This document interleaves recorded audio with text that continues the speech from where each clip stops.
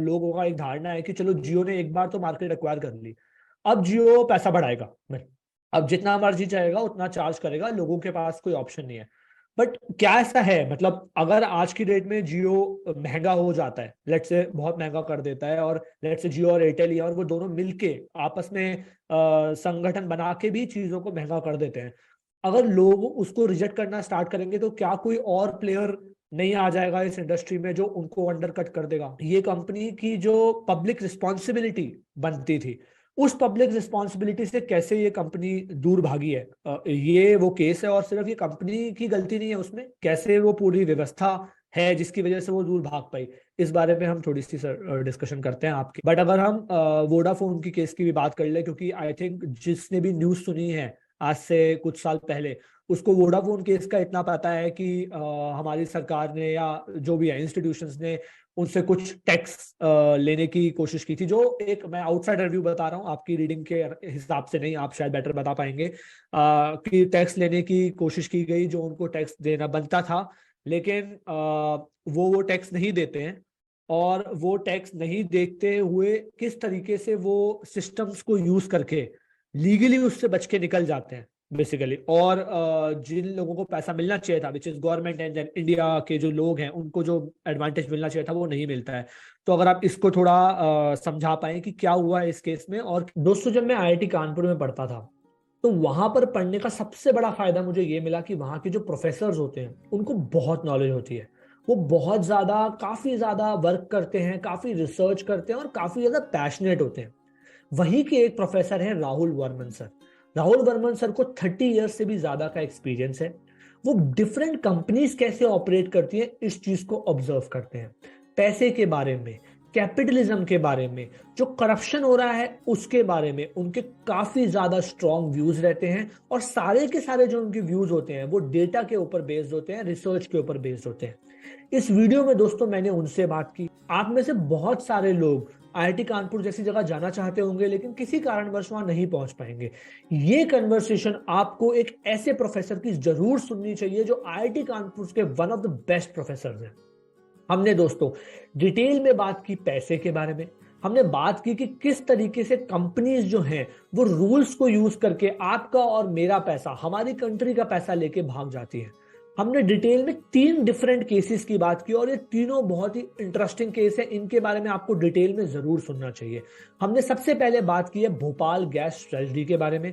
आप में से जिन लोगों को नहीं पता, भोपाल गैस ट्रेजेडी सबसे बड़ी ट्रेजेडी है जिसमें काफी लोगों की जानें गई थी, और अगली काफी जनरेशन जो पैदा हुई थी वो भी अफेक्टेड पैदा हुई थी। ये 1984 की एक कहानी है जिसके बारे में आपको डिटेल में उनसे जरूर सुनना चाहिए। फिर हमने बात की वोडाफोन के हच के एक्विजिशन की। आप लोगों को शायद पता होगा कि पहले हच कंपनी होती थी, उसको वोडाफोन ने एक्वायर किया। जब उसको वोडाफोन ने एक्वायर किया तो काफी हजार करोड़ का टैक्स बना, लेकिन ये हजारों करोड़ का टैक्स उन्होंने इंडियन गवर्नमेंट को पे नहीं किया। किस तरीके से वो यहां पे बच के निकल के चले गए, इसकी कहानी आपको जरूर सुननी चाहिए। लास्ट में दोस्तों हमने बात की है एक और इंपॉर्टेंट केस की, और वो केस है फ्यूचर ग्रुप के बारे में। फ्यूचर रिटेल बेसिकली जो बिग बाजार को होल्ड करती है उस कंपनी के बारे में। किस तरीके से रिलायंस और अमेजॉन ने लड़ाई लड़ी फ्यूचर रिटेल यानी कि बिग बाजार पे अपनी खुद की ओनरशिप स्थापित करने के लिए, और उस केस में क्या हुआ, अभी उस केस में क्या हो रहा है, इसके बारे में भी हमने डिटेल में डिस्कशन करी है।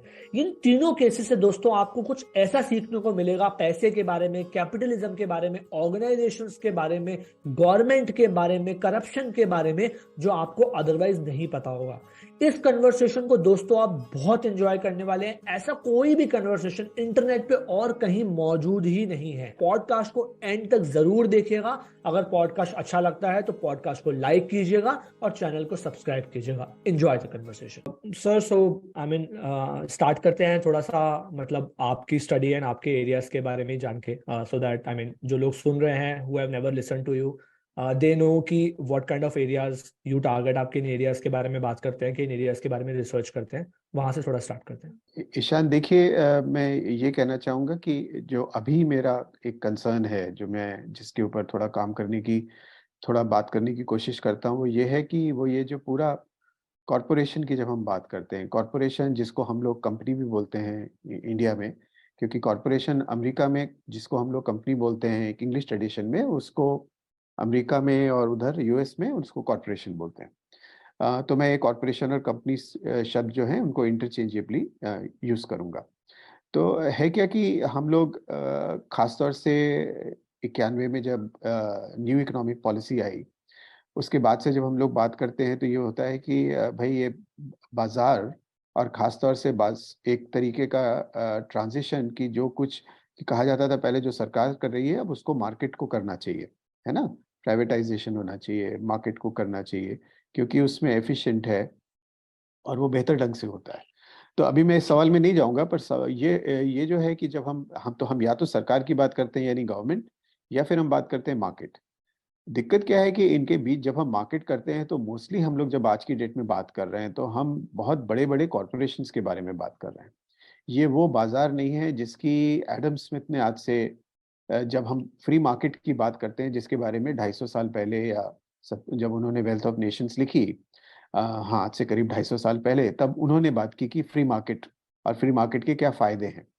क्योंकि जब हम आज की डेट में हम बाजार की बात कर रहे हैं तो जनरली हर ही केस में जिस किसी भी एक इम्पॉर्टेंट इंडस्ट्री को उठा लीजिए, उसमें मुश्किल से 3 या 4 या 5 जो हैं वो बड़ी बड़ी कंपनियां होंगी जिनका उसके ऊपर कंट्रोल है। तो ये फ्री मार्केट नहीं है, ये एक तरीके का मोनोपोलिस्टिक मार्केट है। और इसलिए ये समझना कि ये कॉरपोरेशंस कैसे काम करती हैं ये अपने आप में एक इम्पॉर्टेंट सवाल हो जाता है। क्योंकि ना तो ये यदि जैसे हम गवर्नमेंट से या पब्लिक सेक्टर से सो कॉल्ड प्राइवेट सेक्टर की तरफ जा रहे हैं, तो ये स्टेट सेक्टर से मार्केट की तरफ नहीं जा रहा है, बल्कि एक मोनोपोलिस्टिक सेक्टर में या या जो है एक बड़ी कंपनियों के हाथ में कंट्रोल सो कॉल्ड मार्केट का जा रहा है। और इसमें जो एक सवाल पे बिल्कुल बात नहीं होती कि इन कॉरपोरेशंस का चरित्र क्या है, इनका नेचर क्या है, ये किस तरह से काम करती है। तो मैं जिस सवाल पे कुछ समय से काम कर रहा हूँ, ये इसको समझने की कि खासतौर से जब हमारे देश में और पूरी दुनिया में भी एक तरीके से ये ट्रांजिशन हो रहा है, तो इस सवाल को समझने की बहुत ज़रूरत है। स्टार्ट करते हैं थोड़ा पीछे से। आई मीन आपने बात की एडम स्मिथ की, आपने बात की उन्होंने जो उनकी जो राइटिंग्स है उसके बारे में। तो सबसे पहले ये जानने की कोशिश करते हैं कि कल्पना क्या थी। I mean what was the ideal state जो सोच के हमने फ्री मार्केट की बात की। और अगर आप थोड़ा सा फ्री मार्केट को भी एक्सप्लेन कर पाए ऑडियंस के लिए कि what was the objective, initial idea क्या था, वहां से समझने की कोशिश करते हैं, फिर शायद ये बेटर समझ आएगा कि आज हम कहाँ पहुंच गए हैं। तो पहली चीज़ ये है कि उनका कहना ये था कि भाई इस यदि मार्केट फ्री है, फ्री इन द सेंस कि आप कह रहे हो कि जो खरीदने वाला है, जो बेचने वाला है, दोनों को एक तो आज़ादी है कि वो कुछ भी खरीद और कुछ भी बेच सकते हैं जब तक कि उनके पास वो है। आपको पैसे चाहिए और आपको सामान चाहिए। पर दूसरी तरफ ये है कि यदि बहुत सारे ऐसे लोग हैं जो कुछ भी खरीद और बेच रहे हैं, तो सबसे बड़ी बात जो उन्होंने कही कि यदि सब लोग अपना-अपना सेल्फ इंटरेस्ट देखें, तब भी इस तरीके की मार्केट जिसमें कि कोई 1 या 2 या 4 लोग उस मार्केट को मोनोपोलिस्टिकली कंट्रोल नहीं कर रहे हैं। तो उनका कहना था कि ये सब लोग अपनी यदि सेल्फ इंटरेस्ट भी देखें, अपना-अपना इंटरेस्ट देखें, तब भी जो है एक एफिशिएंटली रिसोर्सेज का जो भी है एलोकेशन इस मार्केट में एफिशिएंटली हो सकता है।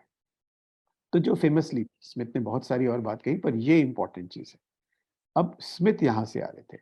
अब होता क्या है यहाँ से कि जब हम बात कर रहे हैं, जहाँ पर मैं आ रहा था कि अब ये जब सर सॉरी, मैं थोड़ा सा रोकूंगा आपको। सो आप जो बोल रहे हैं, जस्ट अगर मैं थोड़ा सिंप्लीफाई करूं, if you can let me know कि वो सही सिंप्लीफिकेशन है कि नहीं। आप ये बोल रहे हैं कि स्मिथ यहाँ से आ रहे थे कि एक मार्केट है, फ्री मार्केट की अगर हम बात करें, उस मार्केट में खरीदने की और बेचने की आजादी है आपके पास, एज लॉन्ग एज आपके पास बेचने के लिए सामान है और आपके पास खरीदने के लिए पैसे हैं। तो वो ये बोल रहे थे कि अगर मार्केट में बेचने वाले बहुत हैं, मतलब हमारे पास चॉइसेस बहुत हैं और खरीदने वाले भी बहुत हैं, तो भी अगर हर इंसान अपना मुनाफा देखे, मतलब बेचने वाला सबसे महंगा बेचना चाहे और खरीदने वाला सबसे सस्ता खरीदना चाहे, तो भी सब चीजें बिल्कुल सही से काम करेंगी, क्योंकि आपके पास ऑप्शंस बहुत ज्यादा हैं। यही कंस्ट्रक्ट है। एग्जैक्टली कि आप कह रहे हो कि भाई आप ये वाले से आपका नहीं बन रहा है, इसकी क्वालिटी अच्छी नहीं, इसका प्राइस नहीं ठीक लग रहा है, और दूसरी तरफ ये है कि आप कि मार्केट में खरीदने वाले भी कुछ नहीं है, बेचने वाले भी बहुत कम नहीं है कि वो आपस में मार्केट को जिसको कहते हैं मैनिपुलेट कर सके प्राइस। तो उनका कहना ये था कि ये एक एफिशिएंट सिस्टम है और एक इनविजिबल सिस्टम है। इसमें किसी एक व्यक्ति और इसीलिए उनका ये भी कहना था कि यदि इस तरीके की व्यवस्था होगी तो इसमें सरकार का रोल मिनिमल होगा, गौण होगा, जो हम लोग बात भी करते रहते हैं कि भाई सरकार का रोल नहीं होना चाहिए क्योंकि मार्केट बेस्ड सिस्टम है, एफिशिएंट है। स्मिथ यहाँ से आ रहे थे। अब यदि मैं इस बात को आगे ले जाऊं तो एक ही लाइन कहूंगा कि जहां से मैं आ रहा हूं या जहां से बहुत सारे लोग आ रहे हैं, कि अब इसमें हुआ क्या है कि 250 साल के कैपिटलिस्ट डेवलपमेंट में अब मार्केट्स जो है वो रिप्लेस हो गई हैं बहुत बड़े बड़े, कुछ एकदम आप उंगलियों पे गिन सकते हैं उन कॉरपोरेशंस में, और खासतौर से इंपॉर्टेंट इंडस्ट्रीज में। भाई यदि साबुन बहुत कंपनियां बना रही हैं, बिस्किट बहुत कंपनियां बना रही हैं, तो उसको छोड़ दीजिए, बिस्कुट और साबुन के बिना हम और आप कह सकते हैं कि रह सकते हैं। अब आप अपने फोन के बिना नहीं रह सकते। अब आपकी फोन कितनी कंपनियां बना रही हैं और आपके सर्विस प्रोवाइडर तो दो ही हैं आज की डेट में प्रैक्टिकली स्पीकिंग। आप एयरटेल से ले लीजिए अपना कनेक्शन, या जियो से लीजिए, वोडाफोन और बीएसएनएल तो अभी मार्जिन पे है ना। तो जैसे मैं एक एग्जांपल, तो आप लैपटॉप कितनी कंपनी से खरीद सकते हैं। आप हर चीज पे आप कहेंगे कि आपकी उंगलियों में जितनी कंपनियां हैं, जितनी जितनी आपके हाथ में उंगलियां हैं, उससे कम ही कंपनी होंगी। आपको दवाई खरीदनी है, आपको यदि एक पर्टिकुलर लाइफ सेविंग ड्रग चाहिए, आपके घर में कोई भी बीमार है, या अभी कोविड के दौरान हमने देखा, आपको कितनी कंपनियां वो दवाई दे सकती, वो पर्टिकुलर दवाई। पूरी दुनिया में आपको उंगलियों की, एक हाथ की उंगलियों से कम कंपनियां होंगी। स्मिथ जब मार्केट की बात कर रहा था, जो समझने वाली बात है, इसकी बात नहीं कर रहा है ना। और इसीलिए इन कॉरपोरेशन एज एन इंस्टीट्यूशन को समझने की जरूरत है। और उसके साथ में मामला और भी पेचीदा हो जाता है जब हमारे जैसे आप देश में देखें कि कॉन्ग्लोमरेट्स, मतलब कॉन्ग्लोमरेट जिसे हम कहते हैं, वो तो एक कंपनी भी नहीं, कंपनियों का समूह है, जैसे अडानी है। अब जैसे टाटा है, आप कह रहे हो कि नमक भी बनाते हैं टाटा, और वहां से लेके हवाई जहाज तक बन प्रैक्टिकली सर्विस प्रोवाइड कर रहे हो, बनाने की भी बात कर रहे हैं। टाटा एडवांस सिस्टम आज की डेट में एयर मैन्युफैक्चरिंग में भी उनका, डिफेंस मैन्युफैक्चरिंग में उनका एक प्रेजेंस है। तो ये बहुत अलग तरीके के इंस्टीट्यूशंस हैं। तो हम लोग मान लीजिए एकेडमिक्स में भी देखें या अदरवाइज भी, हम जब हम लोग का जो एक, तो हम लोग मार्केट की बात करते हैं, हम लोग गवर्नमेंट की बात करते हैं। ये व्यवस्था कैसे चलती है, ये कॉर्पोरेटिव व्यवस्था जिसको हम एक यदि सिंपल भाषा में बोले, इसकी समझ, क्योंकि हम बात ही नहीं करते हैं तो समझ बनाने की भी बहुत कम जगह है, इसके लिए बात करने की बहुत कम जगह है। तो ये अपने आप में मेरे लिए बहुत जरूरी सवाल है, और जिसके बारे में और बहुत बात और उसको सवाल को की पड़ताल करने की बहुत जरूरत है। ओके। तो सर, बिफोर गोइंग डीप और इससे ज़्यादा और समझने से पहले, अगर हम थोड़ा सा ये समझना चाहें कि एक कल्पना थी जिसके तरीके से फ्री मार्केट शुरू हुई, एज्यूम करते हैं आज से उतने साल पीछे चले जाते हैं जब फ्री मार्केट एग्जिस्ट करती होगी, कोई बड़ी कंपनीज नहीं होंगी और सब सही चल रहा होगा जैसा सोचा गया था। वहां से लेके आज तक की जो जर्नी है, जैसे आप बोल रहे हैं कि जो भी इंपॉर्टेंट फील्ड्स हैं वहां पर कुछ ही कंपनीज बची हैं, राइट? ये जर्नी ऐसी क्यों हुई? मतलब जैसी होनी चाहिए थी वैसी नहीं हुई, उसके पीछे के कुछ मूल कारण या कुछ ब्रॉड रीजंस तो होंगे। या तो वो फिलॉसफी ही गलत थी, एक रीजन वो हो सकता है, या फिर उसको गलत तरीके से इम्प्लीमेंट किया गया, वो रीजन हो सकता है। अगर आप थोड़ा उस पर बात कर पाए, फिर हम कंपनीज के समझने पे चलते हैं आपके सवाल पे। देखिए ये एक मुश्किल सवाल है, इस सवाल का भी बस सीधा सीधा, जैसे इन सारे सवालों का सीधा सीधा जवाब नहीं है। तो डेफिनेटली कहा जा सकता है कि स्मिथ ने एक परिकल्पना की कि एक एक तरीके की बाजार की। अब आपको याद रखना पड़ेगा, खासतौर से हम लोग भारत में बैठ के इस सवाल को नहीं भूल सकते, कि उसी समय में एक ईस्ट इंडिया कंपनी जैसी मोनोपोली इंडिया में ऑलरेडी आ चुकी है। 1600 में ईस्ट इंडिया कंपनी का फॉर्मेशन हो रहा है।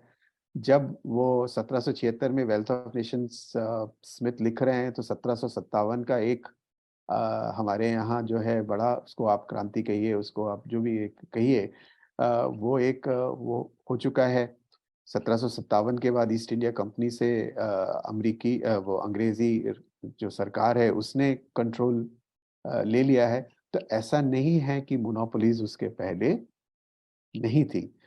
तो कुछ स्कॉलर्स कहेंगे कि भाई ये स्मिथ की परिकल्पना है, एक कहते हैं आइडियल कैपिटलिस्ट व्यवस्था की, पर ऐसी व्यवस्था ना तो थी कभी शुरुआत में, और ना कभी उसके बाद भी बन पाई है ना।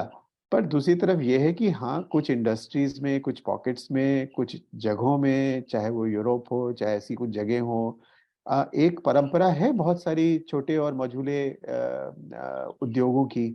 और उन इंडस्ट्रीज में जैसे एक समय पे आप देखेंगे कि सन 47 के बाद में भारत में भी ये और तमाम तीसरी दुनिया के देश जो आज़ाद हुए सेकेंड वर्ल्ड वॉर के बाद, कि वहाँ पर छोटे और मझोले उद्योगों को एनकरेजमेंट दिया जाना चाहिए।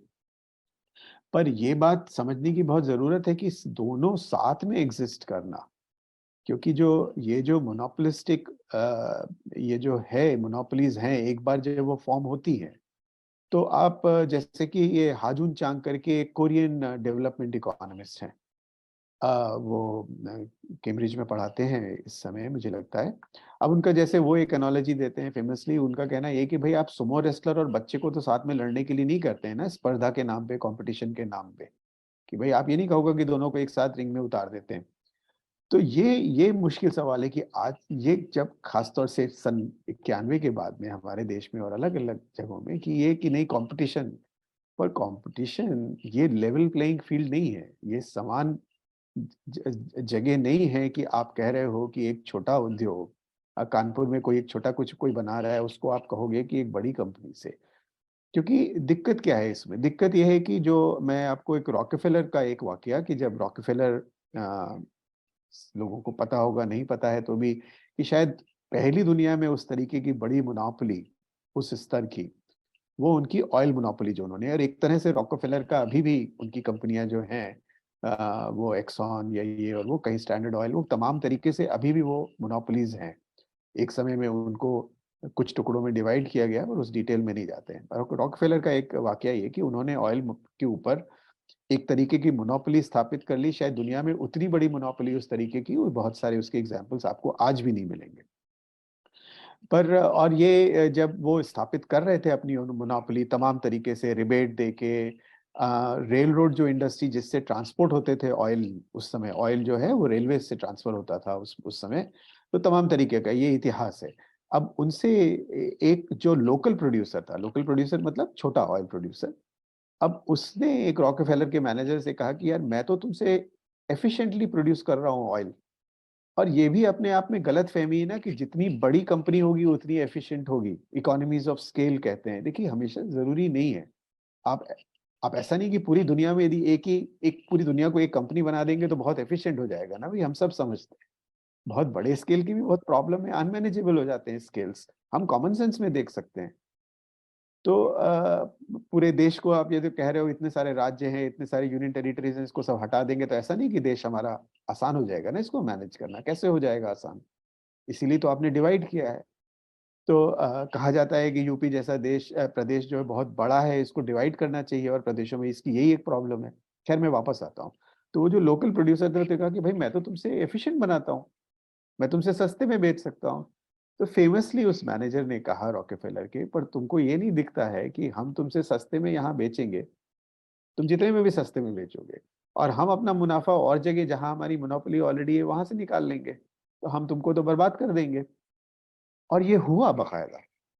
तो ये एक सिर्फ वाकया है, क्योंकि आप कह रहे हो कि मतलब वो अनफेयरली भी अंडरकट कर सकते हैं, एक बार आप मोनोपोली है। और यही स्मिथ भी कह रहा था।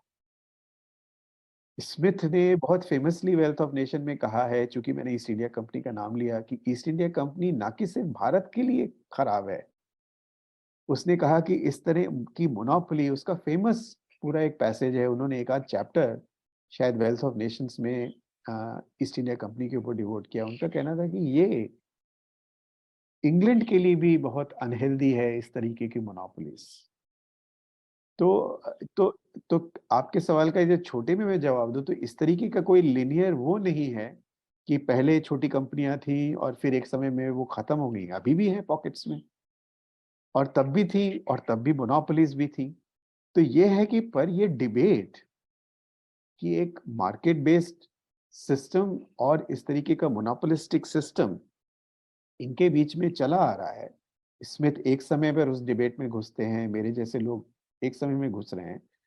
पर ये कि ये मार्केट बेस्ड व्यवस्था जो छोटे और मझोले उद्योगों के बारे में हो रही है, वही वो मोनोपोलीज यदि कहीं काम कर रही है तो वो मार्केट बेस्ड नहीं है, ये अंतर समझना ये बहुत इंपॉर्टेंट है, क्योंकि हम लोग तो आज की डेट में मान लिए हैं कि हाँ आपने कंपनी को दे दिया इसका मतलब मार्केट हो गया। ये गलत है। भाई आप सरकार की मोनोपोली है या कंपनी की मोनोपोली, इसमें फर्क क्या है कंसेप्चुअली? स्मिथ ये बोलेंगे, मैं नहीं बोल रहा हूँ, है ना? तो ये मैं कहूंगा। तो सर इसमें मेरे दो बुनियादी क्वेश्चंस हैं। सबसे पहला सवाल तो ये है कि मान लीजिए जैसे जियो की बात करते हैं, मतलब जियो की मैं इसलिए बात कर रहा हूँ बिकॉज वो बिल्कुल हमारे सामने अभी पिछले कुछ सालों की बात है। जब जियो आती है मोबाइल नेटवर्क इंडस्ट्री में, जब वो जियो आती है उस टाइम पे एयरटेल, वोडाफोन, आइडिया, बीएसएनएल, ये सारे नेटवर्क्स एग्जिस्ट करते हैं। लेकिन जब जियो आती है वो लोगों को फ्री में नेटवर्क देती है, तो एकदम से बहुत सारे कस्टमर्स वहां जाते हैं। ऐसे ही आई एम एज्यूमिंग कि कोई भी बड़ी इंडस्ट्री में जब कोई भी कंपनी बड़ी बनती होगी, जैसे आप बोल रहे थे अभी कि मतलब अंडरकट जो वो करती है बाकी कंपनीज को, वो अंडरकट इसलिए कर लेती है बिकॉज वो अपना मुनाफा कहीं और से कमा रही है, इसीलिए वो अंडरकट कर पा रही है। बट लोग तो ये चाह रहे हैं, क्योंकि वो तो चाह रहे हैं उन्हें उस मोमेंट पे फ्री मिल जाए, और वो फ्री में ले भी लेते हैं। अब एज्यूम करते हैं कि लेट्स से जो एक काफी एक फेमस वो है कि मतलब लोगों का एक धारणा है कि चलो जियो ने एक बार तो मार्केट एक्वायर कर ली, अब जियो पैसा बढ़ाएगा, अब जितना मर्जी चाहेगा उतना चार्ज करेगा, लोगों के पास कोई ऑप्शन नहीं है। बट क्या ऐसा है, मतलब अगर आज की डेट में जियो महंगा हो जाता है, लेट्स से बहुत महंगा कर देता है, और लेट्स से जियो और एयरटेल ही है, और वो दोनों मिलके आपस में संगठन बना के भी चीजों को महंगा कर देते हैं, अगर लोग उसको रिजेक्ट करना स्टार्ट करेंगे तो क्या कोई और प्लेयर नहीं आ जाएगा इस इंडस्ट्री में जो उनको अंडरकट कर देगा फेयरली? ओके, ये इंटरेस्टिंग सवाल है आपका, क्योंकि मैंने अभी टेलीकॉम इंडस्ट्री के ऊपर पिछले मैं 2-3 साल से कुछ करने की कोशिश कर रहा था। मैंने कुछ अभी खत्म किया है लिखना। तो मैं इसके बारे में बोलूँगा। एक चीज़ देखिए, किसी भी व्यवस्था में जब हम विज्ञान की बात करते हैं, तो विज्ञान का मतलब ये होता है कि जो हमको दिखता है वही सारा सच नहीं है ना भाई। हमको दिखता तो ये है कि सूरज जो है वो धरती के चारों ओर घूम रहा है, यही तो दिखता है हमको। पर हम, इसका मतलब ये नहीं कि वो कोट अनकोट सच है। सच इसके परे है। हमको मान लीजिए वो अभी तो ना कोविड का वायरस ना आपने देखा है ना मैंने देखा है, पर हम सबको पता है कि वो कहीं ना कहीं था और कहीं ना कहीं फिर से वापस आ गया है। जब हमने देखा कि लोग ऑक्सीजन के लिए तरस रहे हैं या जो भी हो रहा है, हमारे आपके तमाम चाहने वाले रिश्तेदार नातेदार किस तरह से उस समय की जो हुई और पूरी दुनिया में हुई एक तरीके की। तो इस विज्ञान का तब भी हम और आप मानेंगे कि भाई एक ये कोई सिर्फ दैवी प्रकोप नहीं है, कहीं पर ये विज्ञान, इसमें कोई एक वायरस था और है और वो लगातार म्यूटेट हो रहा है वगैरह वगैरह, उसका चरित्र बदल बदल रहा है। तो इस व्यवस्था का भी हमको ये समझना चाहिए कि कहीं पर ये कि जो दिखता ये है जो आपने कहा कि भाई जियो ने फ्री में सिम दिया। मैंने सुना है यहाँ पर भी आईआईटी में भी स्टूडेंट लोगों से पूछा और साथ जानने वालों को, उन्होंने कहा हम 4 बजे सवेरे लाइन में लग गए थे, वो सिम जब मिल रहा था तो लोग लिए। तो वो तो सच है अपने आप में कि भाई फ्री में कोई दे रहा है। अब सवाल जो हमको उठाना चाहिए, जो हम नहीं उठाते हैं, एक किसी भी एक रिस्पॉन्सिबल, मैं कहूँगा सिटीजन को, किसी एक एक नागरिक के रूप में हमें सवाल कि भाई फ्री में कैसे दे रहे हो? क्योंकि हम ही और आप ये भी तो बोलते हैं कि कंपनी का काम क्या है? कंपनी का काम मुनाफा कमाना है। भाई हम आपको सोते से भी जगा के पूछेंगे कि कंपनी का काम क्या है, तो आप यही बोलेंगे ना। नींद के बीच में भी बोलेंगे कि कंपनी का काम, और वो सच है। कंपनी का काम मुनाफा कमाना है और कंपनी फिर फ्री में क्यों दे रही है? अचानक से ये कैसे हो रहा है? तो अब उसके कई सारे जवाब, मैं बिल्कुल छोटे में बोलूंगा कि भाई एक जवाब तो यही है कि चूंकि मैंने रॉकेफेलर का नाम लिया, कि कहीं पर जब हम जियो की बात कर रहे हैं, जियो के पीछे रिलायंस का वो है, और रिलायंस का ऑयल मोनोप में एक मोनोपोलिस्टिक होल्ड है। तो उनके पास बहुत सारा उस तरीके का डीप पॉकेट है जिसे बोलते हैं, उनकी उनकी जेब बहुत गहरी है, कि वो जो रॉकेफेलर ने के मैनेजर ने कहा एग्जैक्टली वो लागू होता है, कि हम तुमको सबको बहुत समय तक अंडर कट कर सकते हैं और हम अपनी एक मोनोपोली स्थापित कर सकते हैं। ठीक है, तो पहली चीज मैं ये कहूंगा। दूसरी चीज ये है कि दूसरी चीज जो हमें समझनी चाहिए, कि जो हम लोग बात करते रहते हैं पर उसके बारे में भी बहुत कम, कि सरकार सरकार एक बड़ा एक इकोनॉमिक एक्टर है ना? और खासतौर से टेलीकॉम जैसे सेक्टर में आप चाहे वो राडिया टेप्स सुन लीजिए या कहीं भी सुन लीजिए, या जो पूरा जो स्कैंडल हुआ उसको, कि कहीं पर एक सरकार का रोल है, क्योंकि टेलीकॉम सेक्टर जो है, और ये बहुत सारे सेक्टर्स के साथ में सच है, कि वो सेक्टर सिर्फ मोनोपोलिस्टिक ही हो सकते हैं, क्योंकि वो जिसको कहते हैं ना नेचुरल मोनोपोली। अब भाई टेलीकॉम के लिए आपको वो पटरी चाहिए जिसके ऊपर आपका सिग्नल जाएगा, यानी कि स्पेक्ट्रम। तो ऐसा नहीं कि स्पेक्ट्रम फ्री मार्केट पॉसिबली नहीं है जो स्मिथ ने बोली यहाँ ना, कि आपके पास अब, और ऐसा नहीं कि मैं कहूँ कि कल को मैं एक टेलीकॉम का ठेलिया लगा दूंगा। बिस्किट का ठेला आप लगा सकते हैं, टेलीकॉम का ठेला नहीं लगा सकते ना, पहले आपको स्पेक्ट्रम चाहिए होगा। जी और जी जी। स्पेक्ट्रम ऐसा नहीं कि कोई भी जाके खरीद लेगा, कि बिक रहा है बाजार में। उसमें तो करेक्ट। सरकार डिसाइड करेगी। और लगा तो सरकार का एक बहुत ही दिलचस्प ये है कि सन 92 के बाद जब सरकार ने डिसाइड किया कि टेलीकॉम को प्राइवेटाइज करेंगे, और उसके बाद से कितने साल हो गए, 30 साल हो गए। 30 सालों में किस किस तरह से स्पेक्ट्रम का एलोकेशन है, वो लंबी कहानी है। तो काफी सारा मुनाफा, जो मैं अब जियो की सिर्फ बात नहीं कर रहा हूँ, टेलीकॉम सेक्टर में गवर्नमेंट का रोल, और गवर्नमेंट के रोल से स्पेक्ट्रम के खरीद फरोख्त किस तरह से खरीदा गया है, जियो ने किस तरीके से स्पेक्ट्रम, मैं कहूंगा कि उनको मिला या हथियाया उन्होंने, या जो भी हुआ, ये लंबी लंबी कहानियां हैं। काफी सारा ये सब पब्लिक डोमेन में, पर लोगों का ध्यान नहीं जाता है। ये सब भी इस कहानी का पार्ट है, कि जियो ने यदि फ्री में या कम पैसे पे दिया, तो ये दूसरी चीज मैं कहूंगा कि कहीं सरकार की इसमें काफी मूल भूमिका होती है।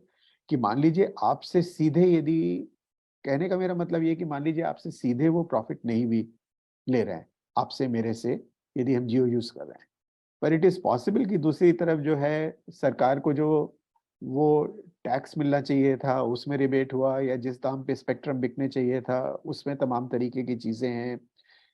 या मान लीजिए सरकारी बैंकों का लोन है आज की डेट में करीब 8 करोड़, 8 लाख करोड़ का, जो है, यदि मेरे मोटा 6 से 8 लाख करोड़ का बैंक, पब्लिक सेक्टर बैंक्स का लोन टेलीकॉम सेक्टर में है। और उसमें बहुत सारा जो है वो लोन वो भी हो गया है, क्या कहते हैं उसको, वो मतलब वो, हाँ, राइट ऑफ हो गया है, क्योंकि जियो ने जब फ्री में देना शुरू हुआ, तो एक लाइन से बड़ी बड़ी कंपनियां, एक लाइन से कितनी बड़ी बड़ी कंपनियां वो धंधा छोड़ के चले गए। और उनमें उनका पैसा कम लगा था, हमारा आपका पैसा ज्यादा लगा था। अब वो सारा का सारा लोन्स जो हैं, वो जिसको कहते हैं कि वो बैड डेट्स हो गए हैं वगैरह वगैरह, एनपीएस हो गए हैं, नॉन परफॉर्मिंग एसेट, क्या वो मतलब, कुल मिला के। तो ये दूसरी चीज हुई कि कहीं पर सरकार वाला जो एंगल है, और सरकार का मतलब हमारा आपका पैसा। तो ये दूसरा इसमें एंगल है। तीसरा जो टेलीकॉम के साथ बहुत पिक्यूलियरिटी है, वो ये है कि ये नेसेसिटी हो गया है ना। भाई आप और हम लिटरली आज की डेट में पानी के बिना शायद रहने के लिए तैयार हो जाएंगे, कि अच्छा पानी पीने को मत दो। और वो एकदम नेसेसिटी हो गया है ना, सिर्फ इसलिए नहीं कि हमको आईपीएल देखना है। आप कह रहे हो कि कितने तरीके से एक माइग्रेंट वर्कर है, अनसर्टेनिटी है तमाम लोगों की लाइफ में, आप हर तरीके से देखिए, कि आपका कहना है कि मोबाइल कनेक्शन के बिना आपका, आज आप कोविड के दौरान देखिए, आप कह रहे हो बच्चों की भी पढ़ाई सिर्फ वो फोन पर निर्भर थी। वो एक ड्रामेटिक एग्जाम्पल है, पर इम्पोर्टेंट एग्जाम्पल है।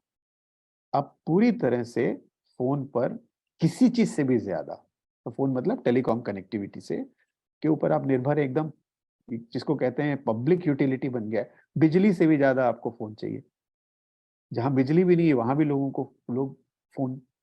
तो ये तीसरी तरीके की जो इम्पोर्टेंट चीज है, कि ये एक तरीके की यूटिलिटी है, पर इसी के साथ में जो जुड़ा हुआ सवाल है कि ये पाइपलाइन है, ये पाइपलाइन है जिसके ऊपर तमाम तरीके की सर्विसेज ओवरराइड कर रही है ना, ये एक प्लेटफॉर्म है। तो मान लीजिए जियो या कोई भी टेलीकॉम कंपनी आपसे सीधे कम पैसे ले रही है, पर जो आप सर्विसेज ले रहे हैं उनसे, चाहे वो ये क्या कहते हैं उसको, सोशल मीडिया हो, चाहे आपका एंटरटेनमेंट हो, चाहे आपकी एजुकेशन हो, हेल्थ हो, बैंकिंग हो, तो तमाम और तरीके से भी रेवेन्यूज जनरेट हो रहे हैं इसमें। इसलिए बहुत ही क्रिटिकल है, जो आपको सस्ता दिख रहा है जरूरी नहीं कि इसका मतलब कोई कहीं और से आप ही पे नहीं कर रहे हो एज अ कंज्यूमर फाइनली। ये तीसरी चीज ध्यान देने वाली है। और चौथी चीज जो है, जो कहा भी जा रहा है, जिसके बारे में बहुत कम बात हो रही है, जो बात होनी चाहिए, वो है आपका डेटा। क्योंकि इतना सारा जो डेटा जेनरेट हो रहा है थ्रू दिस पाइपलाइन, उसको भी कहीं पर सबसे पहले जिसको एक्सेस है वो, जो ये जहां पर जिस पाइपलाइन में ये डेटा जनरेट हो रहा है आपका, कि आप कौन सी साइट पे क्लिक कर रहे हो, आप क्या सामान खरीद रहे हो, क्या क्या बाकी कर रहे हो, उस डेटे का भी मोनेटाइजेशन या कॉमर्शियलाइजेशन या उसको बेचने का जो वो है तमाम तरीके से, वो भी एक रेवेन्यू की स्ट्रीम हो सकती है।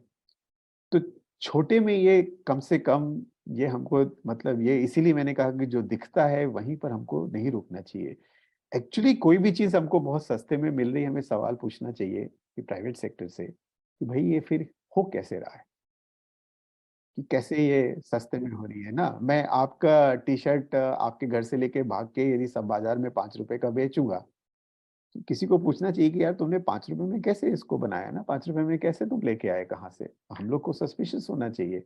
मैं ये कहूंगा, इसमें मैं नहीं जा रहा हूँ कि कौन गलत है कौन सही है, पर ये सवाल तो पूछा जाना चाहिए लेजिटिमेटली, कि जो बाकी लोग नहीं कर रहे हैं आप कैसे कर रहे हैं ये। हाँ सॉरी, आप कुछ कह रहे थे।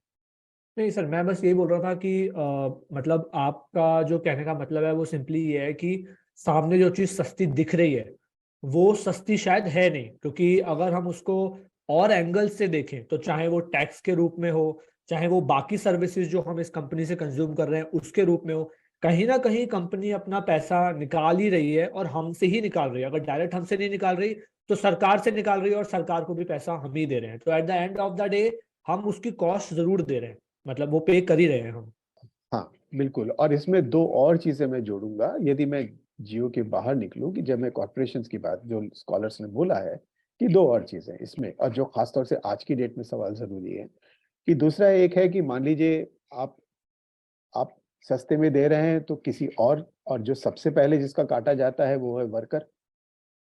कि आप मान लीजिए लेबर लॉज जो हम चारों तरफ, मान लीजिए कंस्ट्रक्शन साइट से आप कहीं भी दिल्ली में आप निकल जाइए, आप देखिए किस तरह से कंस्ट्रक्शन साइट पे काम हो रहा है। और तो आप यदि सेफ्टी इक्विपमेंट नहीं लगा रहे हैं, आप वर्कर्स को प्रॉपर पे नहीं कर रहे हैं, ये गैर कानूनी ढंग से काम हो रहा है, लंबे घंटे वगैरह वगैरह, हेल्थ चेकअप, ये कोई उनके राइट्स नहीं है, तो कहीं ना कहीं वो वर्कर पे कर रहा है या वर्कर्स पे कर रहे हैं जो आपको सस्ते में मकान मिल रहा है या जो भी है, या कम पैसे में मकान मिल रहा है। तो एक ये इम्पोर्टेंट है। और आखिरी जो इसमें आज की डेट में बहुत इंपॉर्टेंट हो जाता है वो है पोल्यूशन एनवायरमेंट रिलेटेड इश्यूज। भाई आप गाड़ी तो आपको दे दी उन्होंने, मान लीजिए आपके, मुझे नहीं पता है, जो आज छोटी गाड़ी है उसके दाम बहुत ज्यादा नहीं बढ़े हैं, आप देखेंगे रिलेटिव टू से फॉर एग्जांपल फूड। पर दूसरी तरफ ये है कि भाई आप दिल्ली में रहते हैं, जो पूरी आपका एनवायरनमेंट पोल्यूट हो रहा है, तो आप पे कर रहे हो ना। अपनी गाड़ी तो सस्ती खरीद ली, पर आपको फिर साथ में ऑक्सीजन सिलेंडर भी तो खरीदना पड़ रहा है। आप बीमार पड़ रहे हो डॉक्टर के, आपके बच्चे बीमार पड़ रहे हैं डॉक्टर के पास जा रहे हैं, सबको ये जो है तमाम तरीके की प्रॉब्लम्स हो रहे हैं, ब्रीदिंग से लेके तमाम तरीके के हेल्थ प्रॉब्लम्स। तो आप कहीं से जो, तो ये सवाल भी बहुत इंपॉर्टेंट है जो हमको उठाने चाहिए, कि भाई सस्ता सामान can't be the last thing ना। ठीक है, तब एक तरीके का इस व्यवस्था का लॉजिक है, स्पर्धा का और कंपटीशन का, और बिल्कुल अच्छी बात है ये चीजें कम दाम पे होनी चाहिए, पर कम दाम can't be the end point जब तक हम ये सवाल तमाम तरीके से नहीं उठाएंगे ना। तो ये है। ठीक है सर, एक आखिरी सवाल जिससे जिसके बाद हम कुछ केसेस पे बात करेंगे जिन पे आपने अध्ययन किया है और आपने लिखा है। तो क्वेश्चन ये है कि आज की जो स्टेट है हमारी, जहां हम पहुंच गए हैं, स्टेट मेरा मतलब मैं गवर्नमेंट से बात नहीं कर रहा, जो हमारी करंट स्थिति है बेसिकली। अगर मैं इंडिया के कॉन्टेक्स्ट में बात करूं तो जैसे 1991 का बहुत प्राउडली जिक्र होता है, मतलब जिसको शायद हम बोल रहे हैं कि शायद जिसका मूल कारण आज जो बना है सिचुएशन का वो शायद 1991 की पॉलिसीज ही है। लेकिन लोग कहते हैं कि 1991 से पहले की इंडिया की हालत और 1991 में के बाद इंडिया की जो हालत है वो उसमें दिखने में तो ऐसा लगता है कि बहुत अच्छा हुआ है सब, मतलब लोगों के पास बहुत पैसा आया है, लोगों की सैलरी बढ़ी है, ऑप्शंस बढ़े हैं, जॉब करने के मौके बढ़े हैं, बाहर की कंपनीज आई हैं उनमें जॉब कर पा रहे हैं हम, बहुत कुछ हुआ है, पैसा आया है बेसिकली। तो अगर हम सिर्फ इस मूल क्वेश्चन पे बात करें कि अगर ये चीजें सही नहीं है या अभी सही और गलत से हट जाते हैं, हम अगर इस चीज को सिर्फ समझने की कोशिश करें कि 1991 से पहले जो हो रहा था और 1991 का डिसीजन और उसके बाद जो हो रहा है, ये जर्नी क्यों हुई, मतलब ऐसा क्यों हुआ कि हमें ये स्टेप्स लेने पड़े अगर सब सही था पहले तो। या सही को ना भी देखें, अगर चीजें जैसी चल रही थी वैसी चल सकती थी, तो हमने ये स्टेप्स क्यों लिए 1991 में? ये तो बड़ा सवाल है ईशान, इसमें अभी नहीं जाएंगे। पर मैं एक बात कहता हूँ, मान लीजिए जो भी 91 के पहले था, वो मैं पहला इंसान होऊंगा जो कहूंगा कि बिल्कुल सब कुछ सही नहीं, बिल्कुल नहीं था। इसीलिए शायद बदलाव भी आया। पर 91 क्यों आया, क्या आया, ये बहुत बड़े बड़े सवाल हैं। और 91 के पहले क्या खराब था, 91 के बाद क्या ठीक है और क्या ठीक नहीं है ना? सवाल में, चूंकि आपका ऑडियंस और आप भी, आप सब लोग यंग लोग हैं, तो पर हम लोग को चीजों को थोड़ा क्रिटिकली देखना चाहिए। जो मैंने पहले बोला कि भाई सूरज यदि दिखता है कि पृथ्वी के चारों तरफ जा रहा है, तो इसका मतलब ये नहीं कि सूरज घूम रहा है और पृथ्वी स्थिर है। यही हमको विज्ञान बताती है। या हमको लगता है कि पृथ्वी तो फ्लैट है, इसका मतलब हम मान लेंगे फ्लैट अर्थ। कहीं तो इसके बाहर थोड़ा दूर से चीजों को देखनी चाहिए। जो हमारे जैसे देश की पेचीदगी है, आप दिल्ली में ही इधर एक निकल जाइए आप आप पता नहीं कैसे जाते हैं, गाड़ी से जाते हैं, मेट्रो से जाते हैं, इधर उतर के थोड़ी देर पैदल चलिए, कहीं पर भी दिल्ली के ऑलमोस्ट किसी भी, मैं तो, मुझे दिल्ली आने में डर लगता है, इतना बड़ा शहर। पर बहुत तरीके की दिल्ली है ना, ये कहना है कि एक ही दिल्ली है। एक दिल्ली वो है जो गाड़ियों में है, जो मॉल में है, जो एयर ट्रैवल करती है, पर इसके अलावा भी दिल्ली है ना। हमारे देश की पेचीदगी ये है कि हमारे देश की आबादी अभी 140 करोड़ बोली जा रही है। और इसमें यदि 10-15 करोड़ भी बहुत खुशहाल है मान लीजिए, मैं सिर्फ एक हाइपोथेसिस बोल रहा हूँ, मैं ये नहीं कह रहा हूँ ऐसा है, पर ये बड़ा क्वेश्चन है, इसलिए मैं इसमें जा नहीं रहा हूँ अभी। अब जर्मनी की पॉपुलेशन, जर्मनी और इंग्लैंड की पॉपुलेशन मिला के कुछ 15 करोड़ होगी। तो यदि 10% भी इस देश का बहुत खुशहाल है, तब भी मान लीजिए ऑलमोस्ट आधा यूरोप है, यूरोप की शायद पूरी आबादी 30 करोड़ के आसपास होगी। पर दूसरी तरफ यदि हम 15 करोड़ निकाल भी दे, तब भी 125 करोड़ इस देश में बचते हैं। जो किसी भी युवक को सवाल उठाना चाहिए आज की डेट में कि वो 125 करोड़ का क्या हो रहा है। जो दिक्कत यह है कि इस चमक दमक में, और 15 करोड़ बहुत होता है, बहुत बड़ी संख्या है। पूरा जर्मनी इंग्लैंड आपने मिला दिया तब 15 करोड़ होगा। और ऐसा तो नहीं है कि हम लोग को सिर्फ वो दिख रहा है।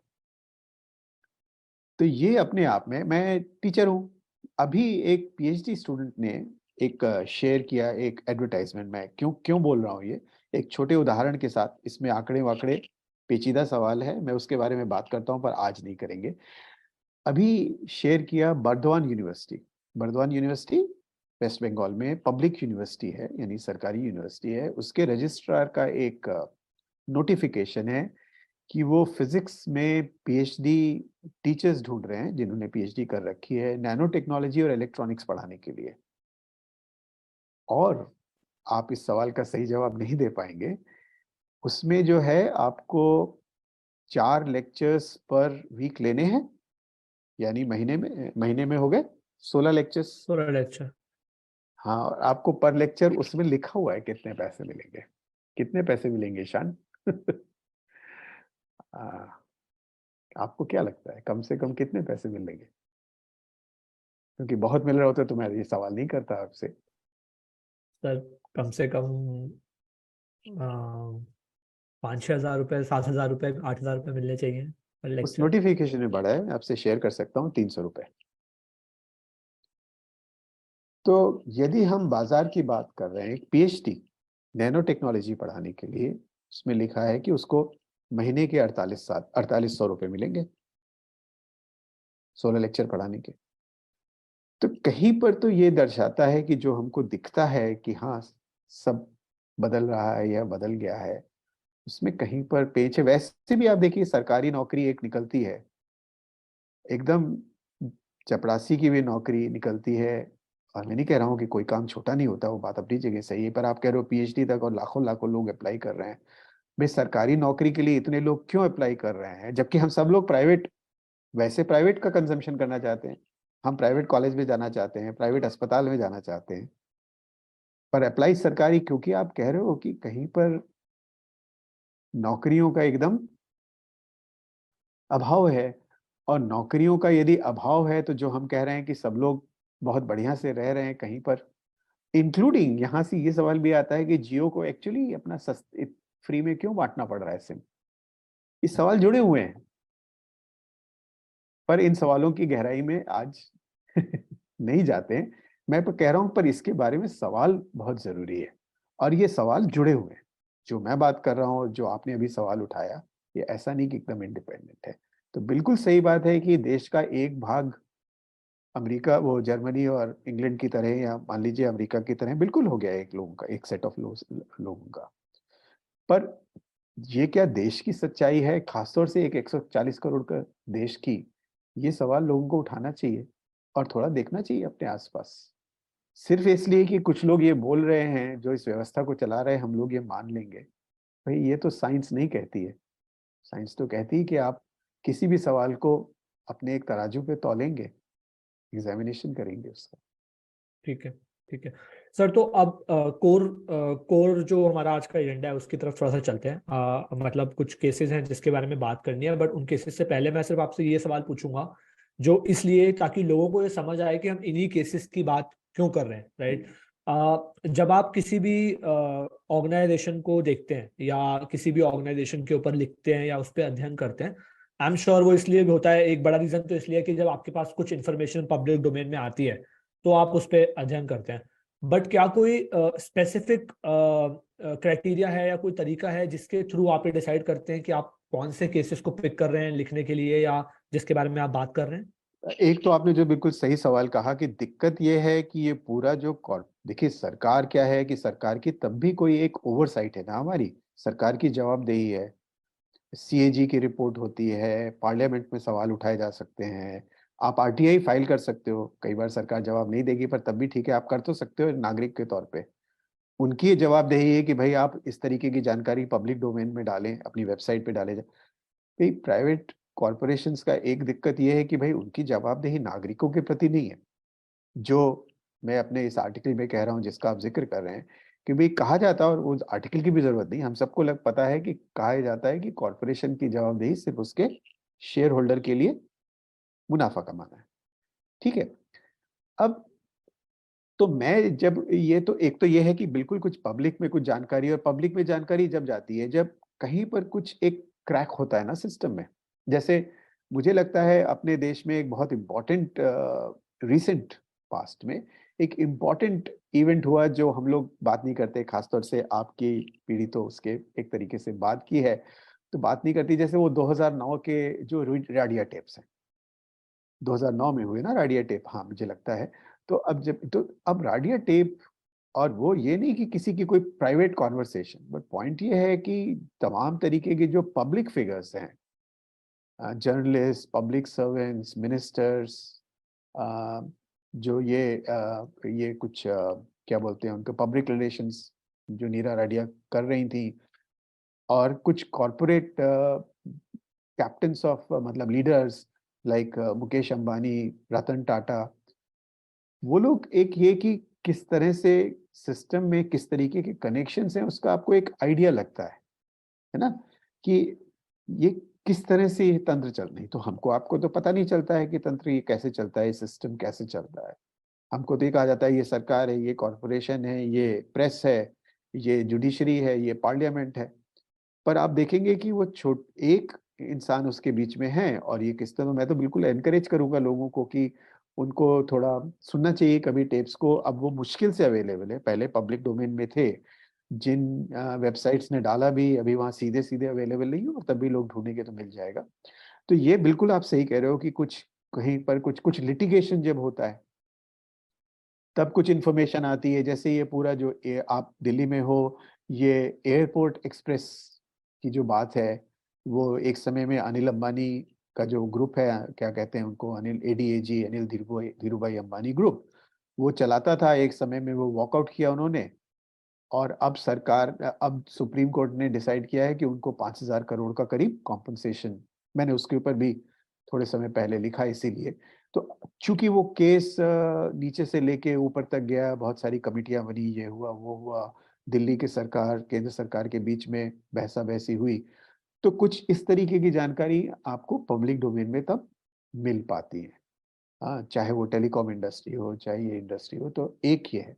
दूसरा जो मैं आता हूं जहां से, कि मेरे सवाल एक तरीके के थ्योरेटिकल सवाल है कि अब भाई कहा ही जाता है कि कंपनी का काम है वो शेयर होल्डर के लिए मुनाफा कमाए, तो क्या सही में ये होता है? कहा जाता है कि यदि सरकार से लेके आप कंपनी को कोई चीज दे दोगे तो वो एफिशिएंट हो जाएगी, ये तो कहा जाता है हमको, आपको, कि सरकार करप्ट है और सरकार इनएफिशिएंट है, आप प्राइवेट सेक्टर में दे दोगे तो एफिशिएंट। तो अब मैं इसको एग्जामिन करने की कोशिश करता हूँ कि क्या ऐसा होता है। पीपीपी कहा जाता है ये है, या जो मान ली ये सवाल है कि भाई लोग, बहुत सारे लोग कहते हैं कि देखो अब जियो कितना वो है, फ्री में दे रहा है, तो मेरे लिए सवाल बन जाता है कि अच्छा फ्री में क्यों दे रहा है, इसकी एक पड़ताल। तो मेरे सवाल कहीं से आते हैं कि अच्छा जो चीज दिख रही है उसके पीछे क्या है, थोड़ा जानने की कोशिश होनी चाहिए। ठीक है सर, सो इसी डायरेक्शन में आई थिंक कुछ केसेस की तरफ बढ़ते हैं हम। सो आई थिंक सबसे पहले वोडाफोन का एक केस हुआ हमारे देश में, जिसमें कि काफी रूल्स भी उसके बाद बदले गए, उस केस के बाद बदले गए। तो उस केस में अगर हम मोटा मोटी बात करें, मतलब I will let you talk about it because आपने एनालाइज किया है, बट जो हमारा पैसा था, मतलब बेसिकली जो मेरा और आपका टैक्स पेयर का जो पैसा था, या जो हमें मिलना चाहिए था उन कंपनी से एज अ टैक्स मिलना चाहिए था, वो हमें अनफॉर्चुनेटली नहीं मिला। अगर वो पैसा हमें मिलता, हमारी गवर्नमेंट तक वो पैसा पहुंचता, अगर वो टैक्स मिलता, तो वो हम लोगों तक भी पहुंचता, मतलब बेनिफिट पूरे देश का होता, राइट।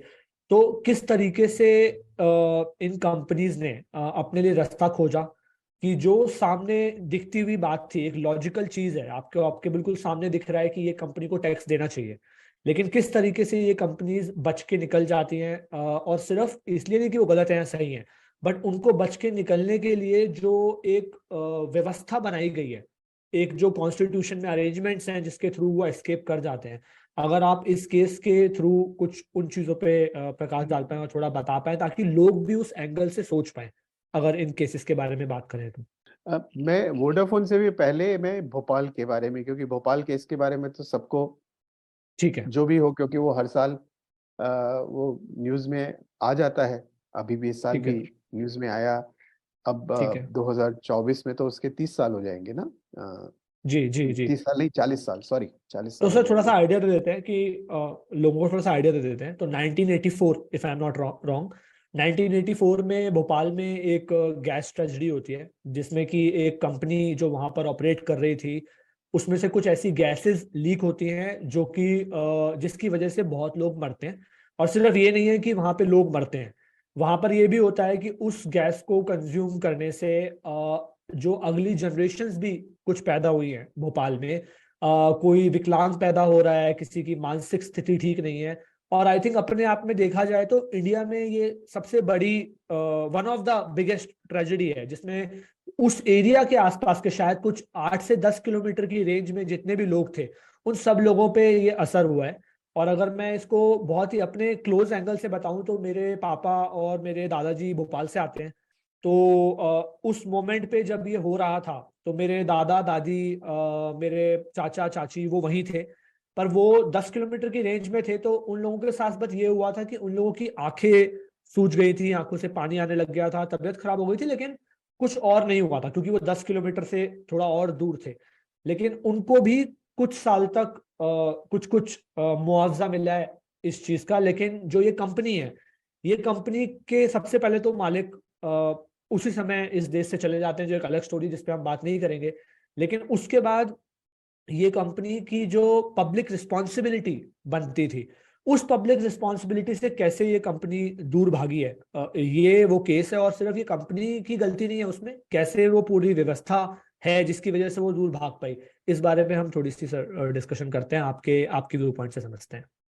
हाँ, ठीक है। तो आपने भोपाल के बारे में कुछ कहा, तो पहले जो आपने पूछा ना कि सवाल क्या है मेरा, मेरा सवाल तो यही है कि देखिए जो कहा जाता है ना, और मैंने इस आर्टिकल में फिर मिल्टन फ्रीडमैन की बात, कि भाई मिल्टन फ्रीडमैन जो वो नोबेल प्राइज विनिंग इकोनॉमिस्ट हैं, और एक तरीके से उनको ये जो पूरा 91 के बाद की हमारे देश की भी नीतियां हैं, उनको एक तरीके का उसका जनक, उसका एक फादर फिगर कहा जाता है, कि वो उन जो शिकागो स्कूल में इकोनॉमिस्ट थे, ये शुरुआत उनसे होती है, उस सब में नहीं भी जाए। तो अब उनका ये आर्टिकल में उनका कहना ये है कि the social responsibility of corporations is to make profits, है ना। तो कंपनियों की सामाजिक जिम्मेदारी ही ये है कि सिर्फ उनको मुनाफा अपने शेयर होल्डर के लिए, मानी हुई बात है, कमाना चाहिए। और वे लंबा आर्ग्यूमेंट देते हैं। ठीक है, अभी मैं उस आर्ग्यूमेंट में नहीं भी जाता हूँ मैं, क्योंकि आपने केस की बात की, क्योंकि इम्पोर्टेंट है वो कह क्या रहे हैं इस आर्टिकल में। पर मैं यहाँ से आ रहा हूँ कि ठीक है, सोशल रिस्पॉन्सिबिलिटी, मान लीजिए कंपनी का एक ही काम है कि वो शेयर होल्डर के लिए मुनाफा कमाए, पर जब इस तरीके का हादसा होता है जो भोपाल में हुआ, और जब हम सारी चीजें कंपनियों को करने के लिए दे रहे हैं, तो मानी हुई बात है कि ऐसे और भी हादसे होंगे, या कंपनियां जो है जिम्मेदार ढंग से काम नहीं करेंगी कभी ना कभी। भाई ये तो है, हर कानून में सिर्फ हमको, मान लीजिए कॉन्स्टिट्यूशन की, चूंकि आपने बात की पहले, हमारे कानूनन कुछ अधिकार हैं, पर हमारी जिम्मेदारियां भी तो हैं, और हम जिम्मेदारियां नहीं पूरी करेंगे अपनी, या किसी और को हार्म करेंगे, तो ये भी तो कानून में ये कहा गया है कि उस फिर मेरे साथ क्या सुलूक होगा। तो सवाल जो मैं यहाँ पे ला रहा हूँ कि भाई ठीक है, थोड़ी देर के लिए मैं मिल्टन फ्रीडमैन की बात मान लेता हूँ कि मुनाफा सिर्फ, एक ही कंपनी का एक ही काम है मुनाफा कमाना, ठीक है। पर कंपनी यदि कुछ गलत करेगी या गलत होगा, तो उसकी जिम्मेदारी कौन होगा। और वहां पे ये सवाल बहुत ही इंटरेस्टिंग और कॉम्प्लिकेटेड हो जाता है, जो मैं भोपाल के थ्रू बोलने की कोशिश करता हूँ। भोपाल पे वापस जाते हैं।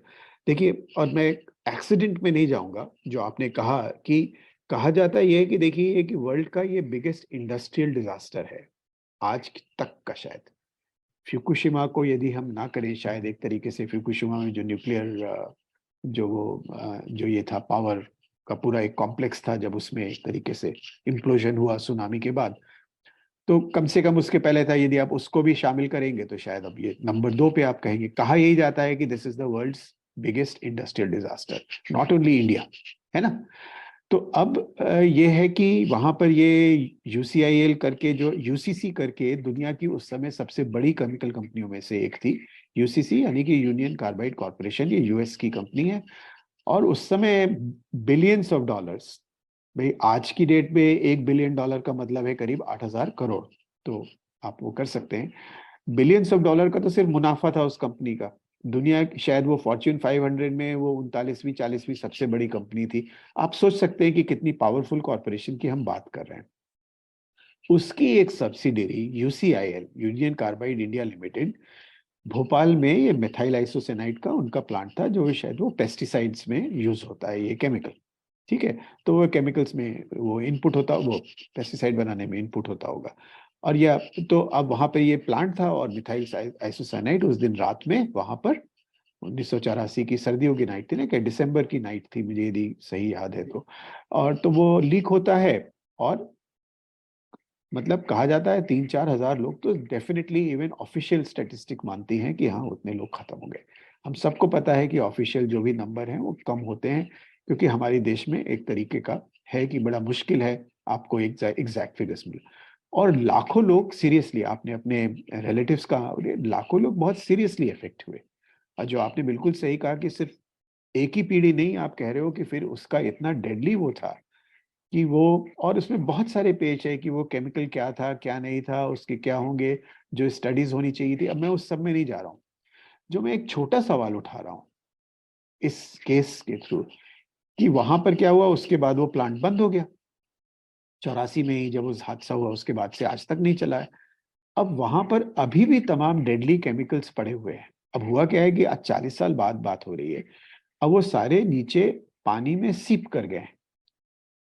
अच्छा, इसके साथ में हुआ क्या कि मानी हुई बात है कि अब जैसे होता है हमारे देश में कि जब ये वहां प्लांट बंद पड़ा हुआ है, और पूरा ये रिहायशी इलाका है, लोग रहते हैं, तो यहाँ के आसपास की जमीनें, पहले तो लोग भग गए होंगे, या जो कितने सारे लोग इफेक्ट हो गए वगैरह वगैरह। अब वहां की जमीनें जैसे होता है सस्ती हो गई, तो मानी हुई बात है सस्ती जमीन कौन लेने आएगा। जिसके पास और चारा नहीं है वो तमाम लोग यहाँ पर रहते हैं, या मान लीजिए कुछ लोग, कहिए जिसको हम लोग इलीगली कहते हैं, वो भी रहते हो, मुझे नहीं पता, मैं भोपाल से नहीं हूँ। पर इस सब के चलते वहां तमाम लोग आसपास रहते हैं, वहां का पीने का पानी इफेक्ट हो गया है, वहां पर लोग इफेक्ट हुए। अब ये है कि ये केमिकल सीप कर रहे हैं, और आज तक, अब हम लोग आज जिस दिन बात कर रहे हैं यहाँ पर, आज तक वो वहां पर क्लियर नहीं की गई है, वो डेब्रीज वहां से, जो वहां के जो खंडहर हैं, वहां पे जो केमिकल्स पड़े हैं, और बहुत बड़े पैमाने पे केमिकल्स वहां पड़े हैं, क्योंकि वो तो केमिकल का प्लांट था, वो तो छोड़ के सब लोग भाग गए। आपने कहा उसके जो अमरीकी मालिक थे वो तो अमेरिका चले गए, और बाकी लोग भी सब वहां से निकल गए। केशव महिंद्रा, जो महिंद्रा ग्रुप के चेयरमैन थे उस समय, वो उसके शायद बोर्ड के चेयरमैन थे उस समय, यूसीआईएल के। मैं यूसीसी की बात नहीं कर रहा हूँ। तो और यूसीसी जो है उसका मेजॉरिटी स्टेक था, सरकार का भी इस कंपनी में कुछ स्टेक था। अब सवाल ये है, मैं तो ये कह रहा हूँ कि भाई अब किसकी जिम्मेदारी है कि अब ये केमिकल तो कम से कम यहाँ से हटाए, जो लोग मर गए, जो लोग ऑलरेडी इफेक्ट हो गए उनको छोड़ दीजिए। पहली चीज तो यही करते हैं ना हम लोग कि भाई कोई चीज गलत हो गई तो अब और ना हो। अब सवाल ये है कि 40 साल में जो सवाल नहीं रिजॉल्व हो पाया, जो हमारे लिए जरूरी है आज की हमारी आपकी बातचीत के लिए, कि ऐसा क्यों है कि सवाल को कि हम ये जवाब भी अभी तक नहीं ढूंढ पाए कि साफ तो बाद में किया जाएगा, साफ करेगा कौन? क्योंकि हुआ क्या यहाँ पे, यूसीआईएल बंद हो गई, 84 में हुआ, 10 साल बाद यूसीआईएल को, कंपनी को, एक Eveready industries India limited, EIIL करके एक और कंपनी है, जिसको ये यूसीसी ने यूसीआईएल को बेच दिया। तो यूसीआईएल नाम की कंपनी पेपर पे खत्म हो गई। अब EIIL हो गई। EIIL के जो मालिक हैं वो खेतान साहब, जो एक बड़ा इंडस्ट्रियल ग्रुप है, वो लोग हैं, जो इंटरेस्टिंगली उनका तब तक का काम, अब मेन काम देखोगे तो वो टी एस्टेट चलाते थे, चाय उगाते थे। अब चाय उगाते उगाते उन्होंने ये एवरेडी इंडस्ट्रीज इंडिया, क्योंकि एवरेडी इसलिए शायद कि क्योंकि एक बड़ा काम ये कंपनी जो करती थी यूसीआईएल, वो एवरेडी सेल जो होते हैं वो बनाती थी, एक ही चीज नहीं करती थी। तो खैर अब वो EIIL वहां तो हो गई, यूसीआईएल नहीं बची। अच्छा, यूसीसी जो है, इसी बीच में जो है यूसीसी को पहले जो है वो डाउ केमिकल करके है, उन्होंने 2007 में खरीद लिया। तो अब एक तरीके से यूसीसी भी नहीं रही, यूसीसी डाउ केमिकल का पार्ट हो गई। और उसके बाद आप देखोगे अभी कुछ साल पहले तो डाउ और ड्यूपॉन्ट का भी एक मर्जर हो गया है, तो अब एक और भी बड़ी डाउ ड्यूपॉन्ट कंपनी बन गई है। तो ना यूसीसी रही ना यूसीआईएल रही। अब सवाल यह है कि इसको साफ कौन करेगा? जो भोपाल में लोग जो इससे इफेक्ट हो रहे हैं, जिनकी तमाम पीढ़ियां इफेक्ट हो रही हैं, जो आज भी कैंसर, आप कह रहे हैं विकलांग वगैरह वगैरह हो रहा है, वो करेंगे? कौन करेगा? और हमारे पास इसका जवाब ही नहीं है। और ये जो दिक्कत है कि जो मैं सवाल पे वापस आता हूँ कि एक तरफ कहा जाता है कि कंपनी का मुनाफा जो है वो शेयर होल्डर्स के पास जाएगा, पर दूसरी तरफ जो एक शुरुआत में ही कंपनी लॉ के साथ में जो आया, 19वीं शताब्दी के बीच में जब ये बड़ी कंपनियां बन रही हैं, तभी ये आया जिसको कहा जाता है कॉन्सेप्ट लिमिटेड लायबिलिटी का। जी। कि आपकी जो लायबिलिटी है, यदि आप शेयर होल्डर हो, मान लीजिए मैंने रिलायंस का एक शेयर खरीद रखा है, तो मेरी लायबिलिटी सिर्फ उस एक शेयर तक है, जो मैंने 100 रुपए का, 2000 रुपए का, 5000 रुपए, ज्यादा से ज्यादा आप क्या कर सकते हो, वो मेरा शेयर का जो है, जो भी है। ऐसा नहीं है कि आप मेरे घर में आके मेरी किताबें, मेरा घर या जो भी है आप ले लोगे, यदि रिलायंस की कुछ देनदारी होगी। रिलायंस की कुछ देनदारी है तो मेरी जिम्मेदारी, यदि मैं शेयर होल्डर हूं, तो सिर्फ मेरा एक वो शेयर है। जी। और दूसरा जो एक साथ में, इसके साथ में एक और आया, एक और जो लिमिटेड लायबिलिटी के साथ ही साथ एक और जो लॉ में एक और कहेंगे एक इंस्ट्रूमेंट आया, एक और जो जिसको व्यवस्था आई उसको कहा जाए तो, वो जिसको कहते हैं कॉर्पोरेट वेल। जी। कॉर्पोरेट वेल, वेल का मतलब हम सब जानते हैं, घूंघट एक तरीके का पर्दा। अब आप कह रहे हो कि कहा गया कानून में कि भाई कॉर्पोरेशन और उसके शेयर होल्डर के बीच में एक पर्दा है, और उस पर्दे को जिसको कहते हैं पियर्सिंग द कॉर्पोरेट वेल, या सीइंग थ्रू द कॉर्प, मतलब आप पर्दे के अंदर, कानून को ही कहा जा रहा है कि जज को ही कहा जा रहा है कि भाई ये जो व्यवस्था है कि आपको झांकना नहीं है पर्दे के उधर कौन है।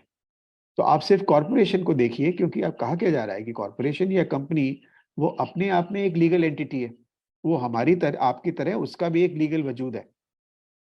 तो अब आप क्या कह रहे हो कि आप यूसीआईएल को देखो, यूसीआईएल का मालिक यदि यूसीसी है, वहां मत जाके देखो।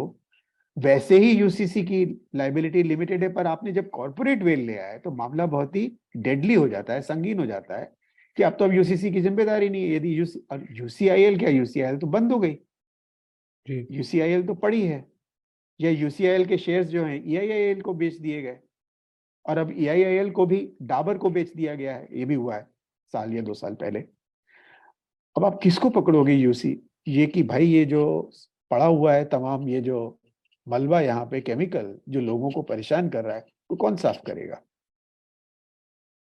जी जी हाँ, आप कहोगे फिर हम हर चीज का ये लाते हैं कि सरकार करेगी, तो भाई जिम्मेदारी सारी सरकार करेगी और मुनाफा सारा कॉरपोरेशन को जाएगा।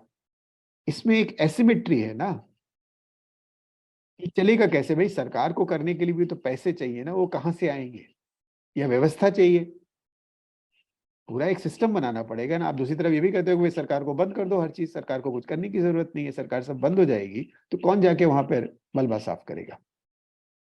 तो ये जो विसंगति है, ये जो कॉन्ट्रडिक्शन है, ये यूनियन कार्बाइड के केस के थ्रू या मान लीजिए वोडाफोन के केस के थ्रू आपको बहुत शार्पली दिखती है। और ये सारे केसेस में देख सकते हैं हम एक के बाद एक, कि आप कह रहे हो कि जैसे ही कुछ गलत होगा लोग हाथ झाड़ देंगे, कहेंगे कि अब वो कंपनी क्या है?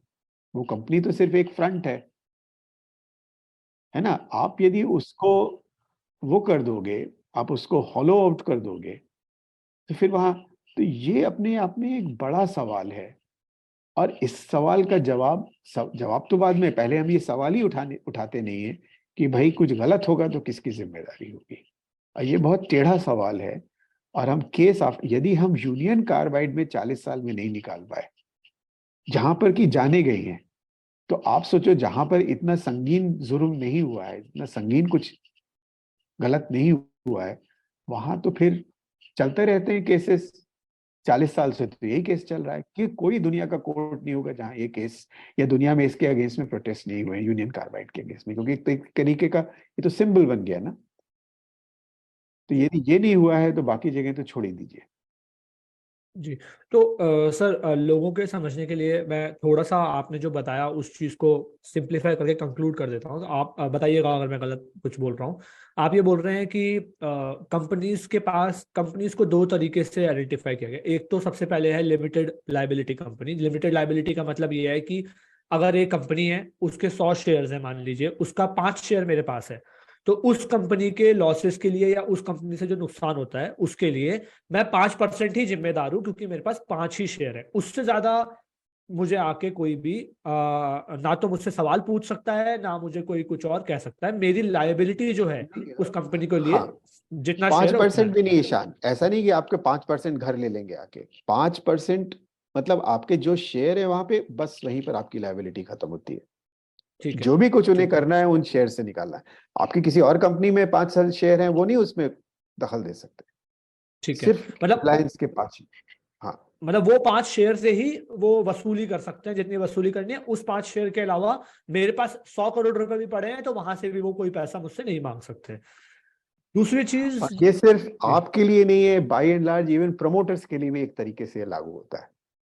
ठीक तो है। आप तो ठीक है, आप जाके मार्केट में शेयर खरीद लिए, तो जो लोग कंपनी को चला शुरू किए हैं वहां भी आप बाय एंड लार्ज, जो इसीलिए यूनियन कार्बाइड के केस में या वोडाफोन के केस में आप देख सकते हैं वगैरह वगैरह। या खैर, हाँ बोलिए फिर आप। शायद इसीलिए अगर हम लाइक कॉमन एग्जांपल की बात करें तो लोग शायद इसीलिए किंगफिशर का एग्जांपल देखते हैं कि जहां पर उनके पास देने के लिए पैसे नहीं है किसी पायलट को, और वहां वो इतने 100 करोड़ हजारों करोड़ के मकानों में रह रहे हैं और ऐश कर रहे हैं, बट क्योंकि उनकी कंपनी के पास उन्होंने दिखा दिया कि पैसा नहीं है, तो उनकी लाइबिलिटी वो वहीं खत्म हो जाती है बेसिकली। ठीक किंगफिशर है। बहुत अच्छा एग्जाम्पल है इसका, आप बिल्कुल सही कह रहे हैं। और है ना, और ये किंगफिशर, और चूंकि आपने किंगफिशर का नाम लिया, अगेन कितना सारा पब्लिक डेट है, पब्लिक सेक्टर बैंक्स का डेट है किंगफिशर में।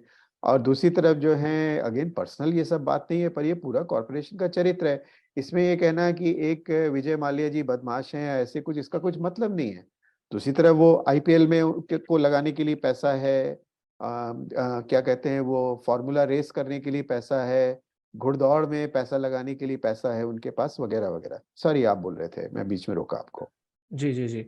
तो एक तो लिमिटेड लायबिलिटी की बात हो गई। दूसरी चीज आपने कॉर्पोरेट वेल की बात की। कॉर्पोरेट वेल जिसको आप स्पेसिफिकली ये बोल रहे हैं कि एक कंपनी में, क्योंकि कंपनी भी लीगल एंटिटी है, तो सबसे पहले शायद लोगों को ये समझने की जरूरत है कि जैसे मैं और आप एक एंटिटी हैं, उसी तरीके से कंपनी को भी एक एंटिटी का दर्जा है, जिसमें बोला जाता है कि कंपनी की भी अपनी कुछ कुछ राइट्स हैं, उनके अपने कुछ, जैसे हमारे कुछ राइट्स हैं वैसे कंपनी के भी राइट्स हैं, उनको एक तरीके से पर्सन का दर्जा काइंड ऑफ दिया गया है। अभी उसमें ये कहा जा रहा है कि एक कंपनी है वो तो अपने आप में एक इंसान है, एक पर्सन है, इंसान नहीं तो एक एंटिटी है, उसके पीछे हाँ, के कम जो से लोग कम हैं। यहाँ तक शुरू तो कर ही सकते हैं कि कम से कम उसका आर्टिफिशियल लीगल पर्सना है। जी, आर्टिफिशियल पर्सन है वो एक तरीके से। हाँ, पर करेक्ट। इसमें भी पेंच है। अमेरिका में बहुत सारे फंडामेंटल राइट्स जो हैं वो कॉरपोरेशंस को मिले हैं, पर वो एक अलग कहानी है, उसमें अभी नहीं जाते हम लोग। हाँ, आप बोल रहे थे। तो मैं बस ये बोल रहा था कि जो, क्योंकि वो कंपनी अब अपने आप में एक लीगल एंटिटी है, एक आर्टिफिशियल पर्सन है, तो उस कंपनी को जो चला रहा है, बेसिकली जो लोग चला रहे हैं, ड्राइव तो वही कर रहे हैं उस कंपनी को। लेकिन ऐसा बोला गया है कि उन लोगों के बीच में और कंपनी के बीच में आपको डिस्टिंक्शन रखना है। आप ये नहीं बोल सकते कि अगर एक कंपनी को सिर्फ अकेला मैं भी चला रहा हूँ, या दो डायरेक्टर चाहिए एक प्राइवेट लिमिटेड कंपनी की भी अगर हम बात करें, वो दो लोग मिलकर एक कंपनी को रन कर रहे हैं, वो कंपनी अगर कुछ गलत करती है तो वो कंपनी की गलती है, कंपनी की ही रिस्पॉन्सिबिलिटी है। जो लोग चला रहे हैं उन पे आप सवाल नहीं उठा सकते, कंपनी से सवाल उठाइए बेसिकली। तो इन दोनों का जब कॉम्बिनेशन बनता है, लिमिटेड लायबिलिटी का और कॉर्पोरेट वेल का, तो जाके ऐसे बहुत सारे, जैसे आपने भोपाल ट्रेजेडी में कंपनी की बात करी, जिसमें कि जो कंपनी थी इन इटसेल्फ, जो सब्सिडरी थी वो भी किसी ने खरीद ली, जो मेन कंपनी थी वो भी किसी ने खरीद ली। तो ना तो सब्सिडरी बची, ना उस कंपनी को, सब्सिडरी को चलाने वाली मेन कंपनी बची। तो अब जो कंपनी वो बन गई है, भले ही उसको चलाने वाले लोग पीछे आज भी सेम हो या मुनाफा कमा रहे हो, उनसे हम सवाल नहीं उठा पा रहे हैं, और इसी वजह से कोई रिस्पॉन्सिबिलिटी नहीं ले रहा है जो प्रॉब्लम है वहां पे, या जो आज केमिकल पड़ा हुआ है। हम्म, और इसमें जो एक इम्पॉर्टेंट बात देखने वाली है कि जहां पर हम, यहाँ तक तो ठीक है कि कंपनी है, कंपनी के शेयर होल्डर कम से कम आपके हमारी तरह हाड़ मास के इंसान है, ठीक है। मामला और पेचीदा हो जाता है जब 19वीं शताब्दी में 1886 में पहली बार कि आप कह रहे हो कि कंपनी के शेयर होल्डर भी कंपनी हो सकती है, जो होल्डिंग कंपनी स्ट्रक्चर बोलते हैं, जो कि यूनियन कार्बाइड और वोडाफोन के केस में है। तो आप तो कह रहे हो एक तो कंपनी है, आपकी liability as a person limited है, पर अब आप कह रहे हो कि शेयर होल्डर भी कंपनी है, होल्डिंग कंपनी स्ट्रक्चर है। और वहां मामला और भी एब्सर्ड हो जाता है कि इसका क्या मतलब है कि जो आप प्रिविलेज मुझे देना चाह रहे थे कि ठीक है मेरी लाइबिलिटी लिमिटेड है, अब आप कह रहे हो उस कंपनी की भी लाइबिलिटी लिमिटेड है जो कि शेयर उस होल्डर कंपनी है, को खरीद रखा है। जी जी जी। जिसने इस कंपनी को खरीद रखा है, जिस कंपनी को स्टैब्लिश किया है। तो अब आप कह रहे हो कि ये तो अपने आप में तो बनाया गया था हिस्टोरिकली लिमिटेड लाइबिलिटी का जो इंस्टीट्यूशन था, कि भाई जो लोग छोटे छोटे कॉमन इंसान हैं वो भी कंपनी जो बड़े बड़े कैपिटल पे, मान लीजिए रेल रोड इंडस्ट्री है, मान लीजिए स्टील इंडस्ट्री है, स्टील इंडस्ट्री बाद में आई, पर इस तरीके की बड़ी कैपिटल चाहिए, वो आप छोटे छोटे आपके हमारी तरह एक काम करने वालों की भी सेविंग्स जो हैं उस कंपनी के तरक्की में, स्टॉक मार्केट के थ्रू, इस तरीके के तमाम इंस्टीट्यूशंस के थ्रू आप इस तरीके की सेविंग्स, जो एक स्मिथ का भी आइडिया है, पर उससे ये आइडिया कि अब ये कॉन्ग्लोमेरेट्स, और जहां पर कि कंपनियों का पूरा एक कॉम्प्लेक्स है। अब आप हिंडनबर्ग रिपोर्ट में ही देखेंगे तो 500 कुछ कॉर्पोरेट एंटिटीज की बात वो करते हैं।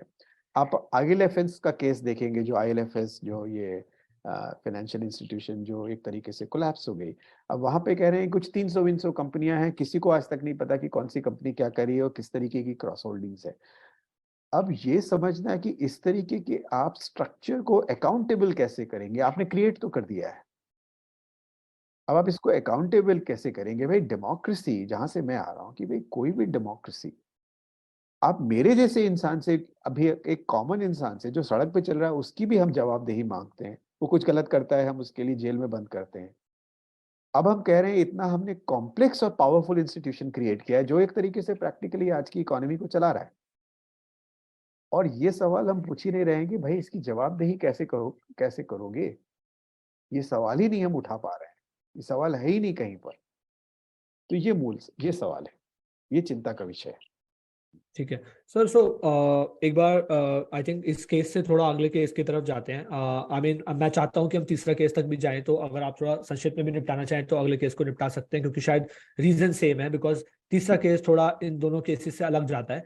बट अगर हम वोडाफोन की केस की भी बात कर ले, क्योंकि आई थिंक जिसने भी न्यूज़ सुनी है आज से कुछ साल पहले, उसको वोडाफोन केस का इतना पता है कि हमारी सरकार ने या जो भी है इंस्टीट्यूशंस ने उनसे कुछ टैक्स लेने की कोशिश की थी, जो एक, मैं आउटसाइड रिव्यू बता रहा हूँ, आपकी रीडिंग के हिसाब से नहीं, आप शायद बेटर बता पाएंगे, कि टैक्स लेने की कोशिश की गई जो उनको टैक्स देना बनता था, लेकिन वो टैक्स नहीं देते हैं। और वो टैक्स नहीं देखते हुए किस तरीके से वो सिस्टम्स को यूज करके लीगली उससे बच के निकल जाते हैं बेसिकली। और जिन लोगों को पैसा मिलना चाहिए था, which is government and India के जो लोग हैं, उनको जो एडवांटेज मिलना चाहिए था वो नहीं मिलता है।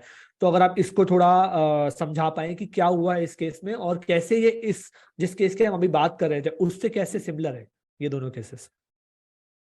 तो हाँ, मैं छोटे में एक बोलूँगा इसके बारे में कि देखिए, और सबसे बड़ी बात तो ये है कि आज हम वोडाफ़ोन की जब बात कर रहे हैं कि आज की डेट में अब जब वोडाफ़ोन वो सब टैक्स या और तमाम जो स्पेक्ट्रम से रिलेटेड टैक्स या उनके जो ड्यूज़ है नहीं पे कर पाया है, तो आज की डेट में तो मैक्सिमम शेयर होल्डिंग जो अभी वोडा आइडिया करके जो नई कॉन्ग्लोमरेट है, ये आदित्य बिरला ग्रुप और वोडाफ़ोन, याद रखिए कि वोडाफ़ोन दुनिया की एक समय पर कम से कम टेलीकॉम की सबसे बड़ी है, इंग्लिश कंपनी है वोडाफ़ोन, सबसे बड़ी कंपनी थी। और आज की डेट में वहाँ पर मतलब सरकार का सबसे ज़्यादा स्टेक होल्डिंग है, आदित्य बिरला ग्रुप से भी ज़्यादा और वोडाफ़ोन से, तो अजीबो-गरीब है। एक तरफ हम बात करते हैं कि बीएसएनएल का प्राइवेटाइज़ेशन करना चाहिए, दूसरी तरफ वोडाफ़ोन को बचाने के लिए और सिर्फ़ इसलिए कि कम से कम हमारा कहना ये है कि जहाँ से हमने आज की बातचीत शुरू की, कि भई टेलीकॉम में इतनी कम कंपनियाँ होंगी तो इतना क्रिटिकल यूटिलिटी है, तो पूरी तरह से मोनोपोली का होल्ड हो जाएगा। तो अब सरकार ने वोडाफ़ोन को बेल आउट करने के लिए आज की डेट में 34% स्टेक खरीदा है ना? खरीदा है या अपना टैक्स माफ़ किया या टैक्स का इंटरेस्ट माफ़ किया, वो सब डिटेल है। पर वापस आते हैं जो सवाल आपने उठाया कि देखिए 2007 में वोडाफ़ोन जो है वो हच एसआर करके जो उस समय बड़ी टेलीकॉम कंपनी थी, ख़ास तौर से जो देश है, ये टेलीकॉम के लिए 22 सर्कल्स में डिवाइडेड है अलग-अलग। तो अब उस समय जो है हच एसआर इम्पोर्टेंट सर्कल्स में बॉम्बे, आई थिंक गुजरात, इस तरीके के कुछ इम्पोर्टेंट सर्कल्स में तो बड़ी कंपनी थी और उसको खरीदता है। पर वो हच-एसआर को डायरेक्टली नहीं करता है, जो हच-एसआर जो है हचिसन वाम्पो है जो हांगकांग बेस्ड कंपनी है और एसआर जो हमारे देश की है। और ये भी अजीबो-गरीब है ना, आप एसआर देखिएगा, एसआर आप में से किसी को नहीं लगेगा कि उसका टेलीकॉम से क्या लेना-देना है, पर ये कहानियाँ हैं जिनके हमको एग्ज़ामिन करना चाहिए, कि वो तो स्टील बनाते थे, स्टील बनाना और टेलीकॉम बनाना एक ही चीज़ है क्या? और इसीलिए जो हम में से जिन लोगों को लगता है कि ये कंपनियाँ जो कहीं भी जाके लाइसेंस कुछ भी खरीद लेते हैं क्योंकि उनके पास पैसा है, ये कहीं पर एक हम लोग को लगता है कि नहीं हम लोग आत्मनिर्भर हो जाएँगे, हम लोग एक एक बड़े कैसे होगा यदि इस तरह से कहीं पर भी कोई भी कंपनी कुछ कर रही थी, वो कुछ और करने लगती है। और मतलब देखने वाली बात है कि आज टेलीकॉम ये थोड़ा-सा विषयांतर है, पर टेलीकॉम आज की डेट में हम दुनिया की दूसरी बड़ी मार्केट है, चाइना के बाद सबसे बड़ी। पर उसके बावजूद आप टेलीकॉम के यदि हार्डवेयर की बात करेंगे, अभी 5G का भी हार्डवेयर हमारे देश में लग रहा है, हम देखेंगे कि हमारा इंडिजिनस इसमें ऑलमोस्ट कुछ नहीं है। फ़ोन भी जो आपके हैं, आप तमाम जो फ़ोन आपके हाथ में हैं, जो लोगों के आपके जो लिसनर्स के हाथ में होंगे, सबके वो विदेशी फ़ोन है। या तो विदेशी फ़ोन है या विदेश यदि कोई देशी छापा भी है तो उसके अंदर सब कुछ विदेशी है। और ये सब सवाल उठाना चाहिए कि 30 साल के बाद भी आखिरकार क्यों है हम 30 साल से टेलीकॉम प्राइवेटाइज़ हुआ है? और हम ये सवाल कहीं जिन सवालों को हम उठा रहे हैं, उनसे जुड़े हुए हैं क्योंकि हम कह रहे हैं कि इन कॉर्पोरेशंस की हम जवाबदेही नहीं होल्ड कर पा रहे हैं। तो ख़ैर मैं वापस आता हूँ जो सवाल आपने उठाया, तो ये वोडाफ़ोन इंग्लैंड की या उस समय टेलीकॉम की सबसे बड़ी कंपनी, वो हचएसआर को खरीदती है, पर वो हचएसआर को नहीं खरीदती है। अब हचएसआर जो है एक सीजीपी इन्वेस्टमेंट्स करके, वो जो है केमन आइलैंड, केमन आइलैंड वो कैरिबियन में आइलैंड है, जहाँ पर हम लोग वेस्ट इंडीज़ वाले जो हमसे क्रिकेट खेलने आते हैं, या हम लोग वहाँ जाते हैं, वहाँ उसके पड़ोस में है, वहाँ पर है। अब केमन आइलैंड जो है एक शेल कंपनी है, यानी सिर्फ़ कागज़ी कंपनी है। केमन आई वो सीजीपी कुछ भी और नहीं करती, सिर्फ़ ये है कि वो होल्डिंग कंपनी है हचएसआर की। तो अब वोडाफ़ोन ने क्या किया, इंग्लैंड भी नहीं, वोडाफ़ोन ने अपनी एक डच यूनिट, यानी कि नीदरलैंड्स में उनकी एक यूनिट थी, उसके थ्रू सीजीपी को खरीद लिया। अब उनका कहना ये है कि ये डील जो है वीआईएच यानी जो डच वोडाफ़ोन आर्म थी और सीजीपी के बीच में हुई है, इसका भारत से कोई लेना-देना नहीं है। क्योंकि अदरवाइज़ क्या होता है कि मान लीजिए आपने आपसे मैंने एक प्रॉपर्टी खरीदी। मान लीजिए आपका एक घर था ईशान, मैंने खरीदा। तो इसको कहते हैं कि विदहोल्डिंग टैक्स, कि मैंने यदि आपसे घर खरीदा है तो आपको जो मैं पैसे दे रहा हूँ, ये मेरी जिम्मेदारी है कि उसमें जो जो भी कैपिटल गेन्स या जो भी प्रॉपर्टी टैक्स होता है वो सरकार को मैं दूं। सरकार मुझे पकड़ेगी कि ईशान को देते वक्त मुझे इतना टैक्स सरकार को भी, तो ये जिसको विदहोल्डिंग टैक्स कहते हैं, या जिसको जैसे हम लोग समझते हैं ना tax deducted as source, TDS, हमारा टीडीएस कटता है ना, ये एक तरीके का टीडीएस है, मतलब एक सरल भाषा में कहा जाए।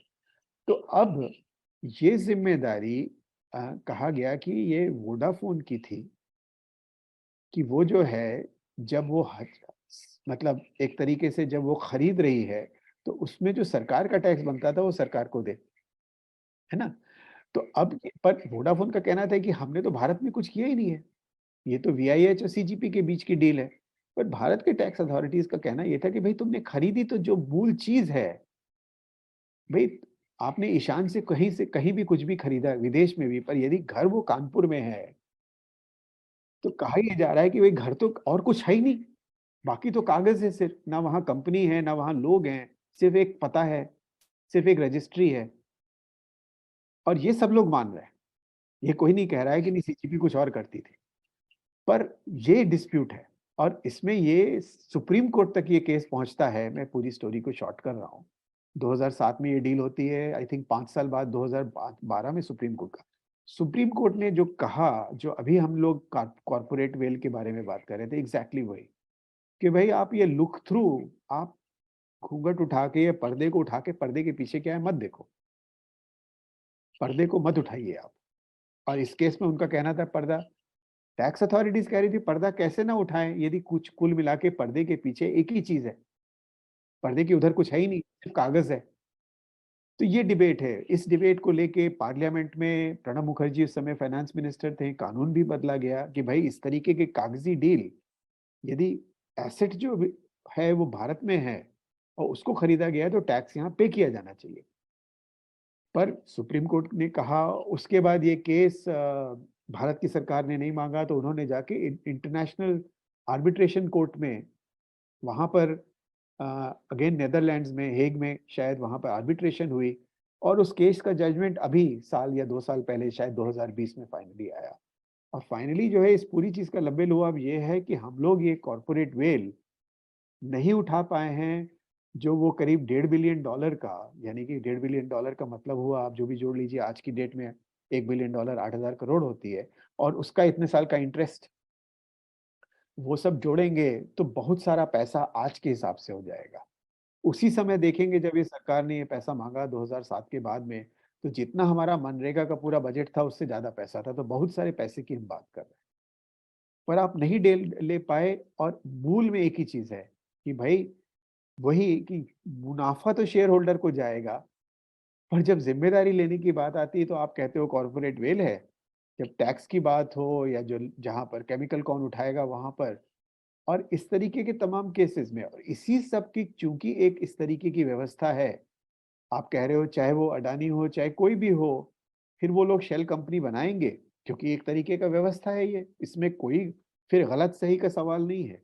सवाल ये नहीं कि कौन किसका दोस्त है, सवाल ये है कि आपने एक तरीके की कॉर्पोरेटिव व्यवस्था बनाई है तो शेल कंपनियां बनाई जाएंगी और इस तरीके के तमाम शॉर्टकट्स किए जाएंगे। इसमें करप्शन ये है कि नहीं है, कौन किसका दोस्त है, ये सब दीगर सवाल हैं।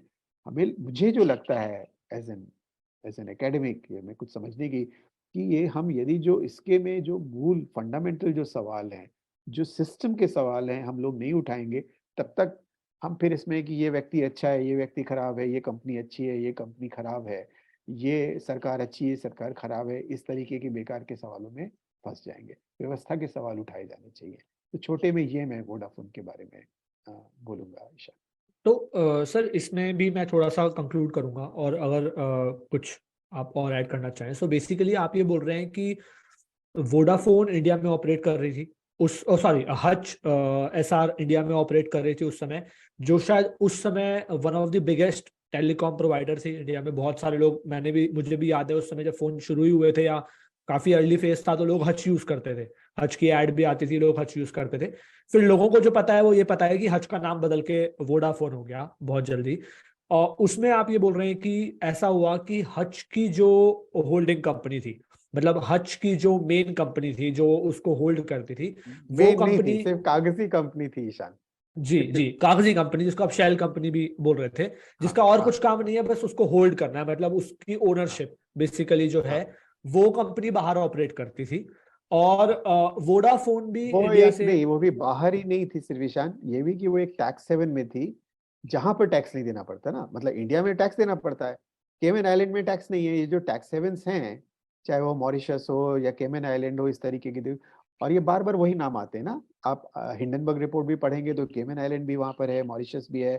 इस तरीके के टैक्स हेवंस में कंपनीज रजिस्टर्ड हैं, और इसी कारण से रजिस्टर्ड है। सॉरी, मैंने आपको बीच में रोका। जी।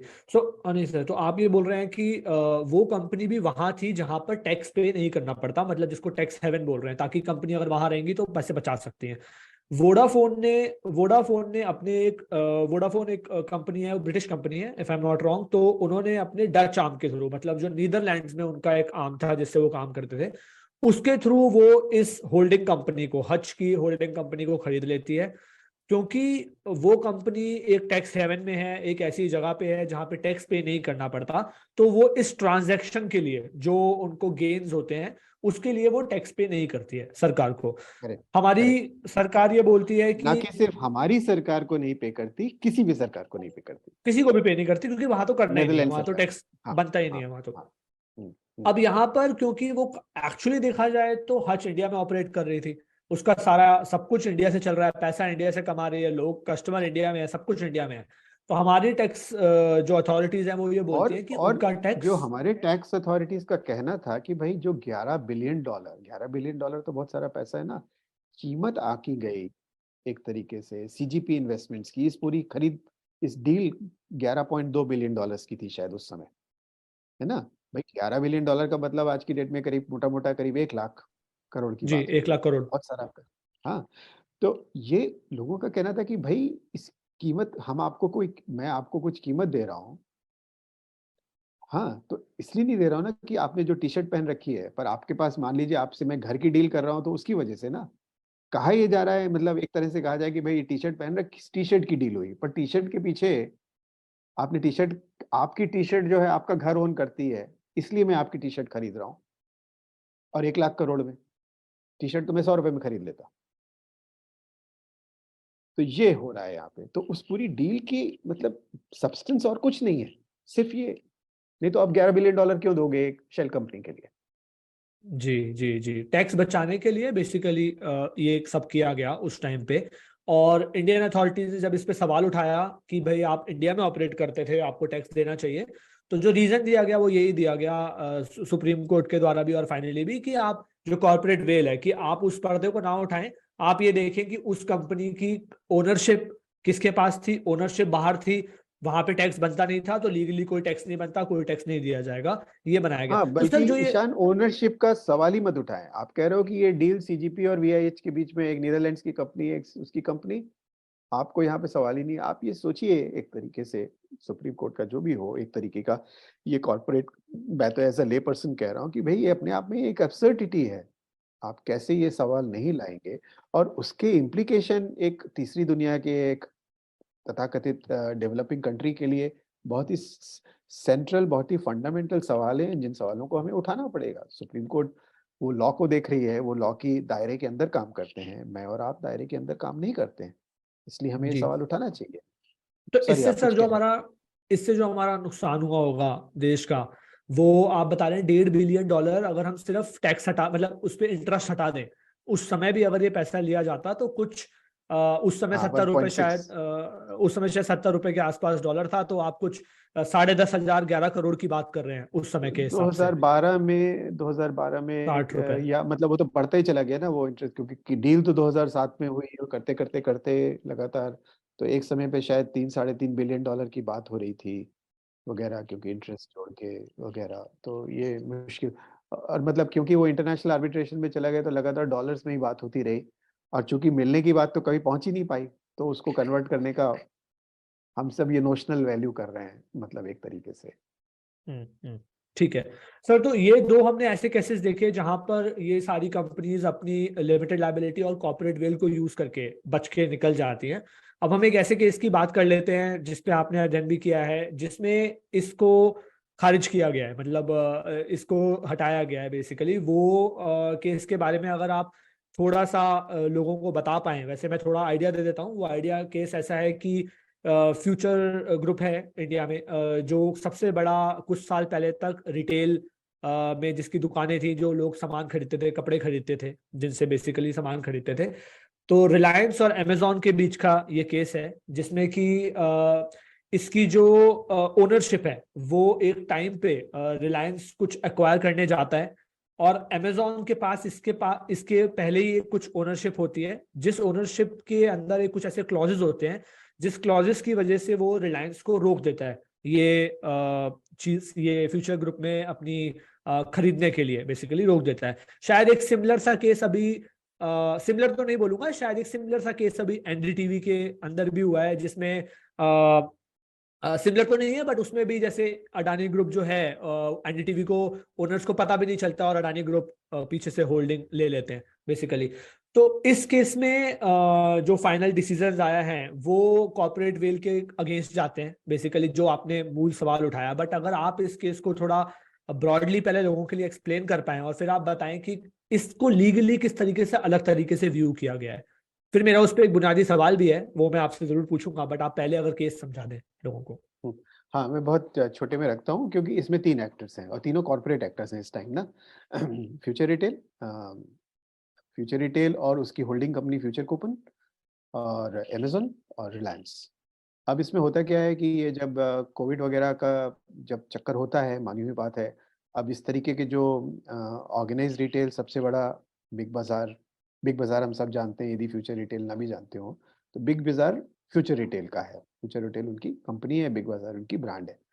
तो अब क्या होता है कि वो उनके पास पैसे की कमी होती है तो अमेज़न के पास जाते हैं। अमेज़न जो है, अच्छा इसमें हाँ, एक इम्पोर्टेंट पॉइंट जो देखने वाली है कि कहीं पर ये मल्टी ब्रांड रिटेल जो है, जिसमें जैसे कि आप गए ना, मल्टी ब्रांड रिटेल का मतलब है कि आप जो है दुकान में गए और इसमें ई-कॉमर्स में भी इसका बहुत बड़ा बहुत इंटरेस्टिंग स्पिन है, पर मैं अभी उसमें नहीं जाऊँगा। मैं उसके बारे में कहीं मैंने लिखा है उसके बारे में। पर यहाँ बात करें तो आप कह रहे हो कि मल्टी ब्रांड रिटेल खोलने की आज़ादी एफडीआई को या विदेशी कंपनियों को आज की डेट में भी नहीं है, तब भी नहीं थी। जी। तो फ्यूचर रिटेल एक देसी कंपनी है हमारे देश में, देश का वो है। तो अब फ्यूचर रिटेल क्या करता है कि उसे पैसे चाहिए तो अमेज़न के पास जाता है या अमेज़न उनके पास, मुझे नहीं पता, पर फाइनली तो क्या होता है कि 2019 के अगस्त में वो करीब 15 से 20 बिलियन रुपए, यानी कि वही करीब 2000 करोड़ में 1500 से 2000 करोड़ में करीब वो फ्यूचर कूपन का 49% स्टेक वो खरीद लेते हैं। तो फ्यूचर कूपन इसीलिए खरीद रहे हैं कि फ्यूचर कूपन होल्डिंग कंपनी है। मल्टी ब्रांड रिटेल जो है, उसके उसकी जो अंदर कंपनी है वो खरीद एक्चुअली एग्जैक्टली ये 1 टू 1 कॉरेस्पॉन्डेंस है इसकी वोडाफोन से। खरीद सही में वो क्या रहे हैं, वो फ्यूचर रिटेल खरीद रहे हैं क्योंकि उनको बिग बाजार पे कंट्रोल चाहिए, जो एक तरीके से उनका कॉम्पिटिटर है। और पर वो खरीद रहे हैं फ्यूचर कूपन में क्योंकि इलीगल है यदि फ्यूचर रिटेल खरीदते, तो वो 49% स्टेक वहाँ लेते हैं और वो 1500 से 2000 करोड़ जो उनको इस समय पैसे चाहिए थे बिग बाजार चलाने वालों को, उनको देते हैं। अब ये होता है, ये डील होती है। अब इसके बाद में जो अगले साल जो होता है, साल भर बाद, करीब अक्टूबर 2020 में, फिर सवा साल बाद, कि अब फ्यूचर रिटेल को, क्योंकि हुआ क्या है कि संकट कंटिन्यूड है और एक तरीके से हम सबको पता है दुकान में हम लोग जान नहीं रहे हैं, कोविड चल रहा है। अब अच्छा हाँ, उस समय जब ये फ्यूचर कूपन के साथ डील हुई तो उसमें ये तक क्लॉज डाला अमेज़न ने कि आप यदि कुछ भी आगे किसी अपना कुछ भी शेयर किसी कंपनी को बेचोगे, तो पहले हमसे पूछोगे कि हम खरीदने को तैयार नहीं है कि नहीं? ठीक है? तो आप किसी को भी बेच रहे हो, हमसे पूछो, यदि हम खरीदने के लिए तैयार नहीं, तभी आप किसी और को बेच सकते हो। और किनको नहीं बेच सकते ये भी डाला है। जो तमाम इंटरनेशनल कॉम्पिटिटर्स हैं, उसमें रिलायंस का भी नाम है, अलीबाबा का भी नाम है, मुझे लगता है फ्लिपकार्ट, ये वॉलमार्ट का भी नाम है, वगैरह-वगैरह कई सारी बड़ी-बड़ी कंपनियों के नाम हैं। इनको तो आप बेच ही नहीं सकते हो। ओके। अब तो ये यहाँ से डिस्प्यूट, ये क्योंकि इम्पोर्टेंट है जानना, इसीलिए उनका डिस्प्यूट होता है उनके और उनके बीच में, अमेज़न और फ्यूचर रिटेल के बीच में।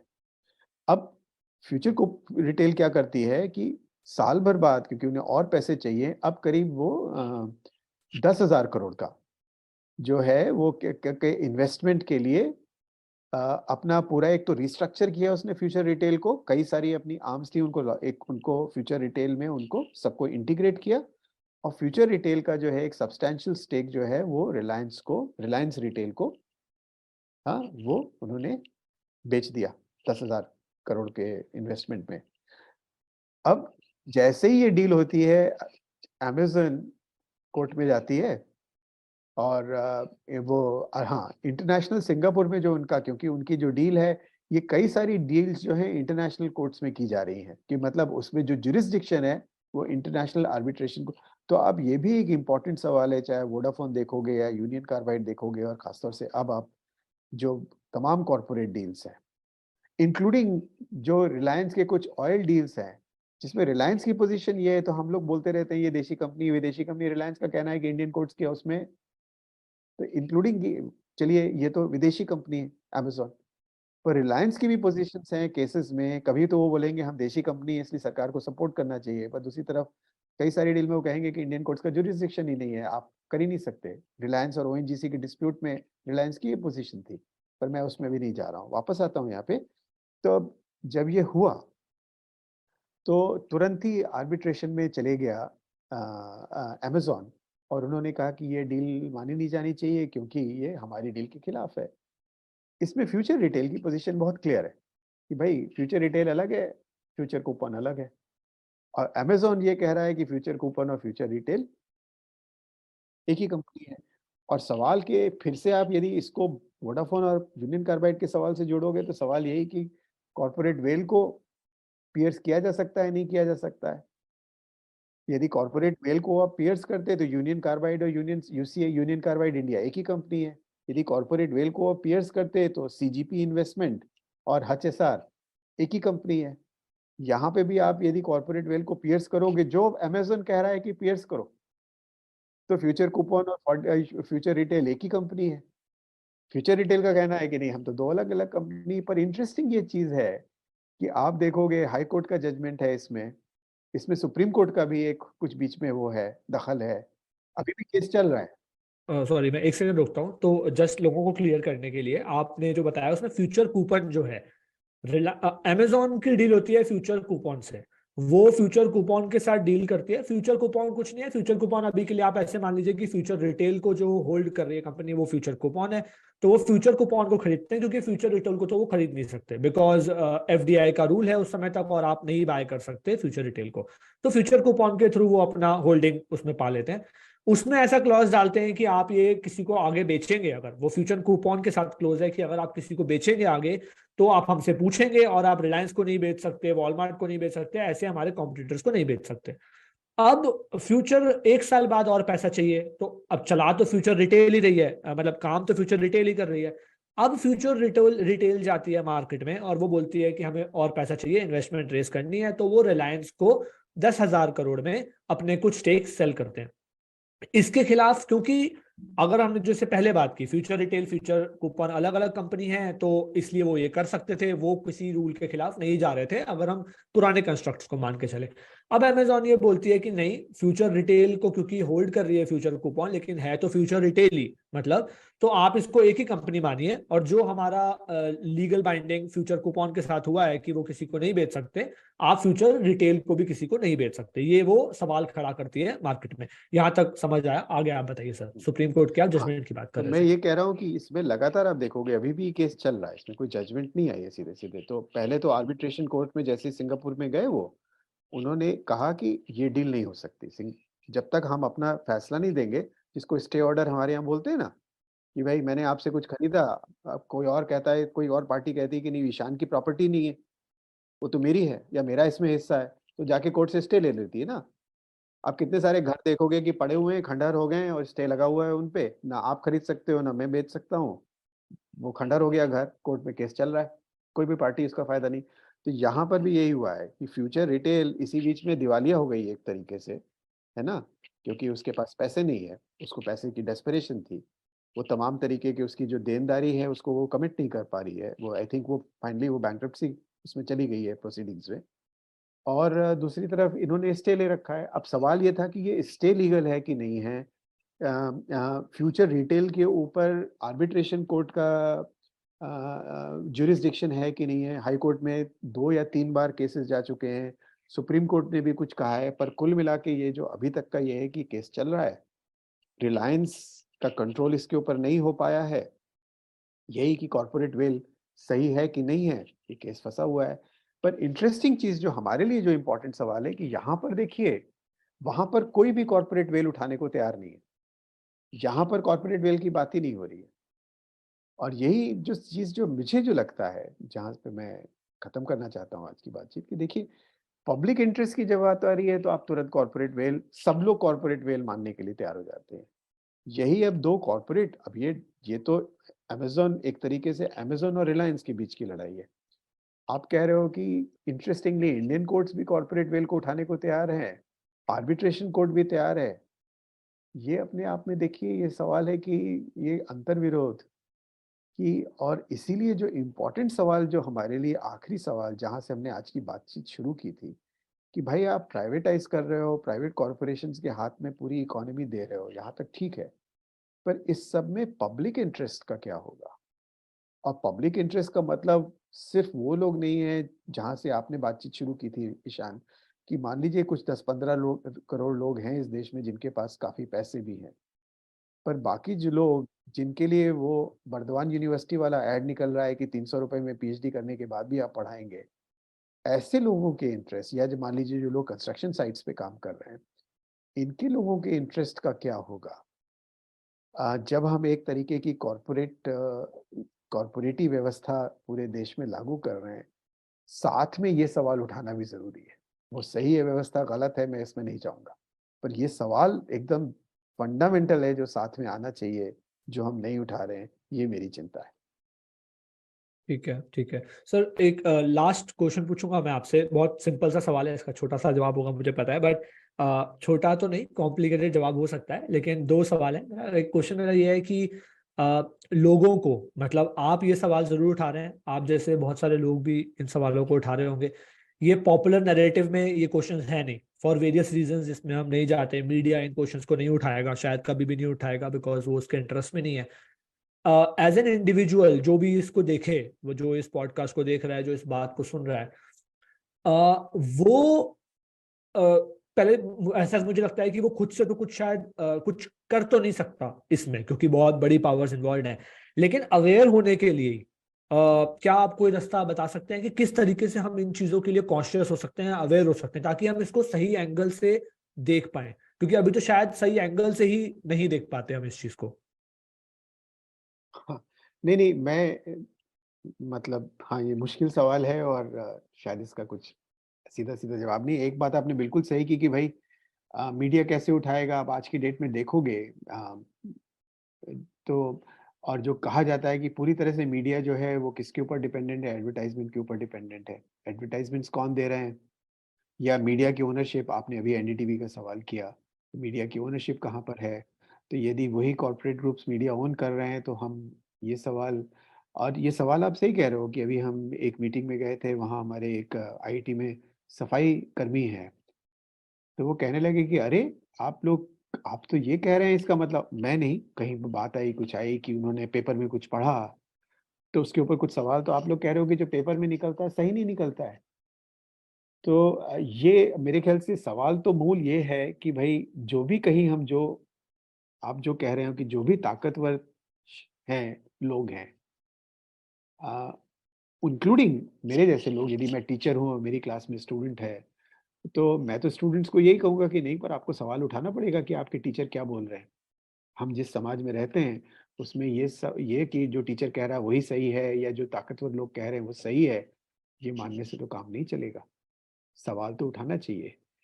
और सवाल कैसे और उठेंगे, यदि आप कह रहे हो कि उसके लिए बहुत सीधे-सीधे ज़रिए नहीं हैं, तो शायद उसके बारे में मैं यही कहूँगा कि नए ज़रिए क्रिएट करने पड़ेंगे। जैसे आप अपने ये खाली समय में ये पॉडकास्ट कर रहे हो, लोगों को कुछ नए ज़रिए ढूँढने पड़ेंगे।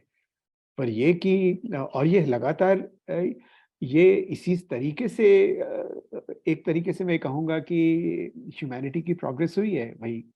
जो भी पावरफुल हैं एक तरीके से, बिल्कुल एक समय पर यदि चर्च यूरोप में पावरफुल है तो वो बिल्कुल नहीं चाहते कि आप ये सवाल उठाएं कि धरती घूमती है या सूरज घूमता है धरती के चारों तरफ। तो वो बिल्कुल नहीं उठाएंगे, और कोई उठाएगा तो उसको सजा भी देंगे, उसको बकायदा विक्टिमाइज किया जाएगा, चाहे वो कोपरनिकस हो या गैलीलियो हो।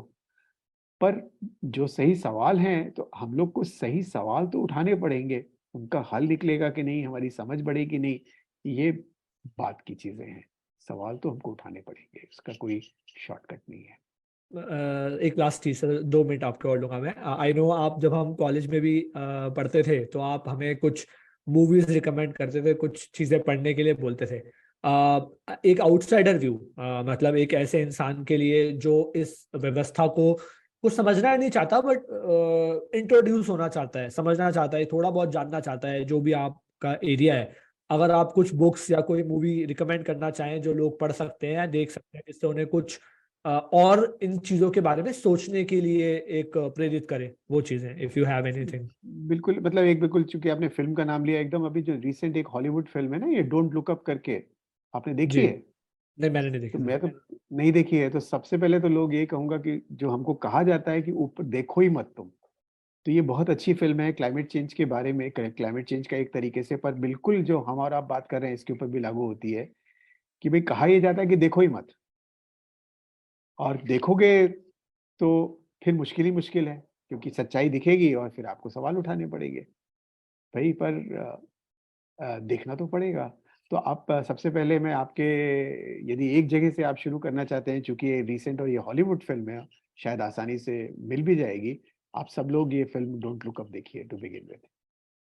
और हाँ, और जिस पे हम बात कर रहे हैं कॉरपोरेशंस कॉरपोरेशंस करके, मुझे लगता है एक डॉक्यूमेंट्री भी है। मैं आपको उसका रेफरेंस अभी याद नहीं आ रहा, मैं आपको भेज दूंगा किसने जिसने बनाई है। तो वो लोग देख सकते हैं। पर वो बात की बात है, पहले लोग डोंट लुक अप देखेंगे। और मैंने जिन चीज़ों पे मैं बात कर रहा हूँ, यदि कोई लोग जानना चाहते हैं तो मैंने तो कई सारी चीज़ें लिखी हैं जिन चीज़ों पे बात कर जी, रहा हूँ, इंक्लूडिंग जिस आर्टिकल का आप अभी मेंशन कर रहे थे। तो वो बिल्कुल वहाँ से शुरुआत कर सकते हैं, और उसमें बहुत सारे और रेफरेंसेस हैं। जो लोग थोड़ा पढ़ना लिखना चाहेंगे तो उनको तो आसानी से ये सब नेट पे ही मिल जाएगा, मतलब ऐसा कुछ मुश्किल नहीं है। तो ये बिल्कुल मैं जोर दे के एक बात कहूँगा कि बहुत सारा यदि आप देखना शुरू करेंगे तो बहुत कुछ है, मतलब देखना मतलब, और एक वैकल्पिक चश्मे से आसानी से आज की डेट में एक्सेस हो जाएगा सबको। हिंदी में थोड़ा मुश्किल हो सकता है, पर अंग्रेजी में तो बहुत आसानी से। ठीक है सर। तो मैं जो आपकी कुछ राइटिंग्स हैं जो आपने मुझे भी शेयर की थी, मैं उसके लिंक एक बार डिस्क्रिप्शन में दे दूंगा। मूवी तो ऑब्वियसली लोग अपने आप से सर्च कर सकते हैं, और अगर आप मुझे डॉक्यूमेंट्री भी सेंड करते हैं तो वो भी मैं डिस्क्रिप्शन में डाल दूंगा, अगर लोग देखना चाहें तो वहां से देख के भी वो कुछ नया समझ सकते हैं। तो sir thank you so much. Hopefully लोगों को थोड़ा सुन के कुछ, मेरा जो आइडिया था कि कुछ नया एंगल से सोचने का मौका मिले। और मैं लोगों से बोलूंगा कि वो थोड़ा कमेंट करके बताएं भी कि अगर उन्हें कैसी लगी डिस्कशन, अगर वो किसी और चीज़ के बारे में डिटेल में सुनना चाहते हैं। होपफुली अगर एक अच्छा रिस्पॉन्स आता है तो हम कभी दोबारा बात कर पाए कुछ और चीज़ों के बारे में, बिकॉज आई नो आपका एरिया बहुत बड़ा है। आई थिंक हमने बहुत ही नैरो डिस्कशन किया है आज for people to get some introduction. हाँ हाँ, नहीं नहीं, थैंक्स ईशान। आई मीन इसी बहाने आपसे भी बात हो गई और कुछ एक तरीके से बात करने का मौका मिला, तो it was very nice talking to you Ishan, and all the thank best. You. I hope आप ये काम आगे भी लोगों के साथ में कर पाएंगे। और thank you. Thank you so much sir, thank you.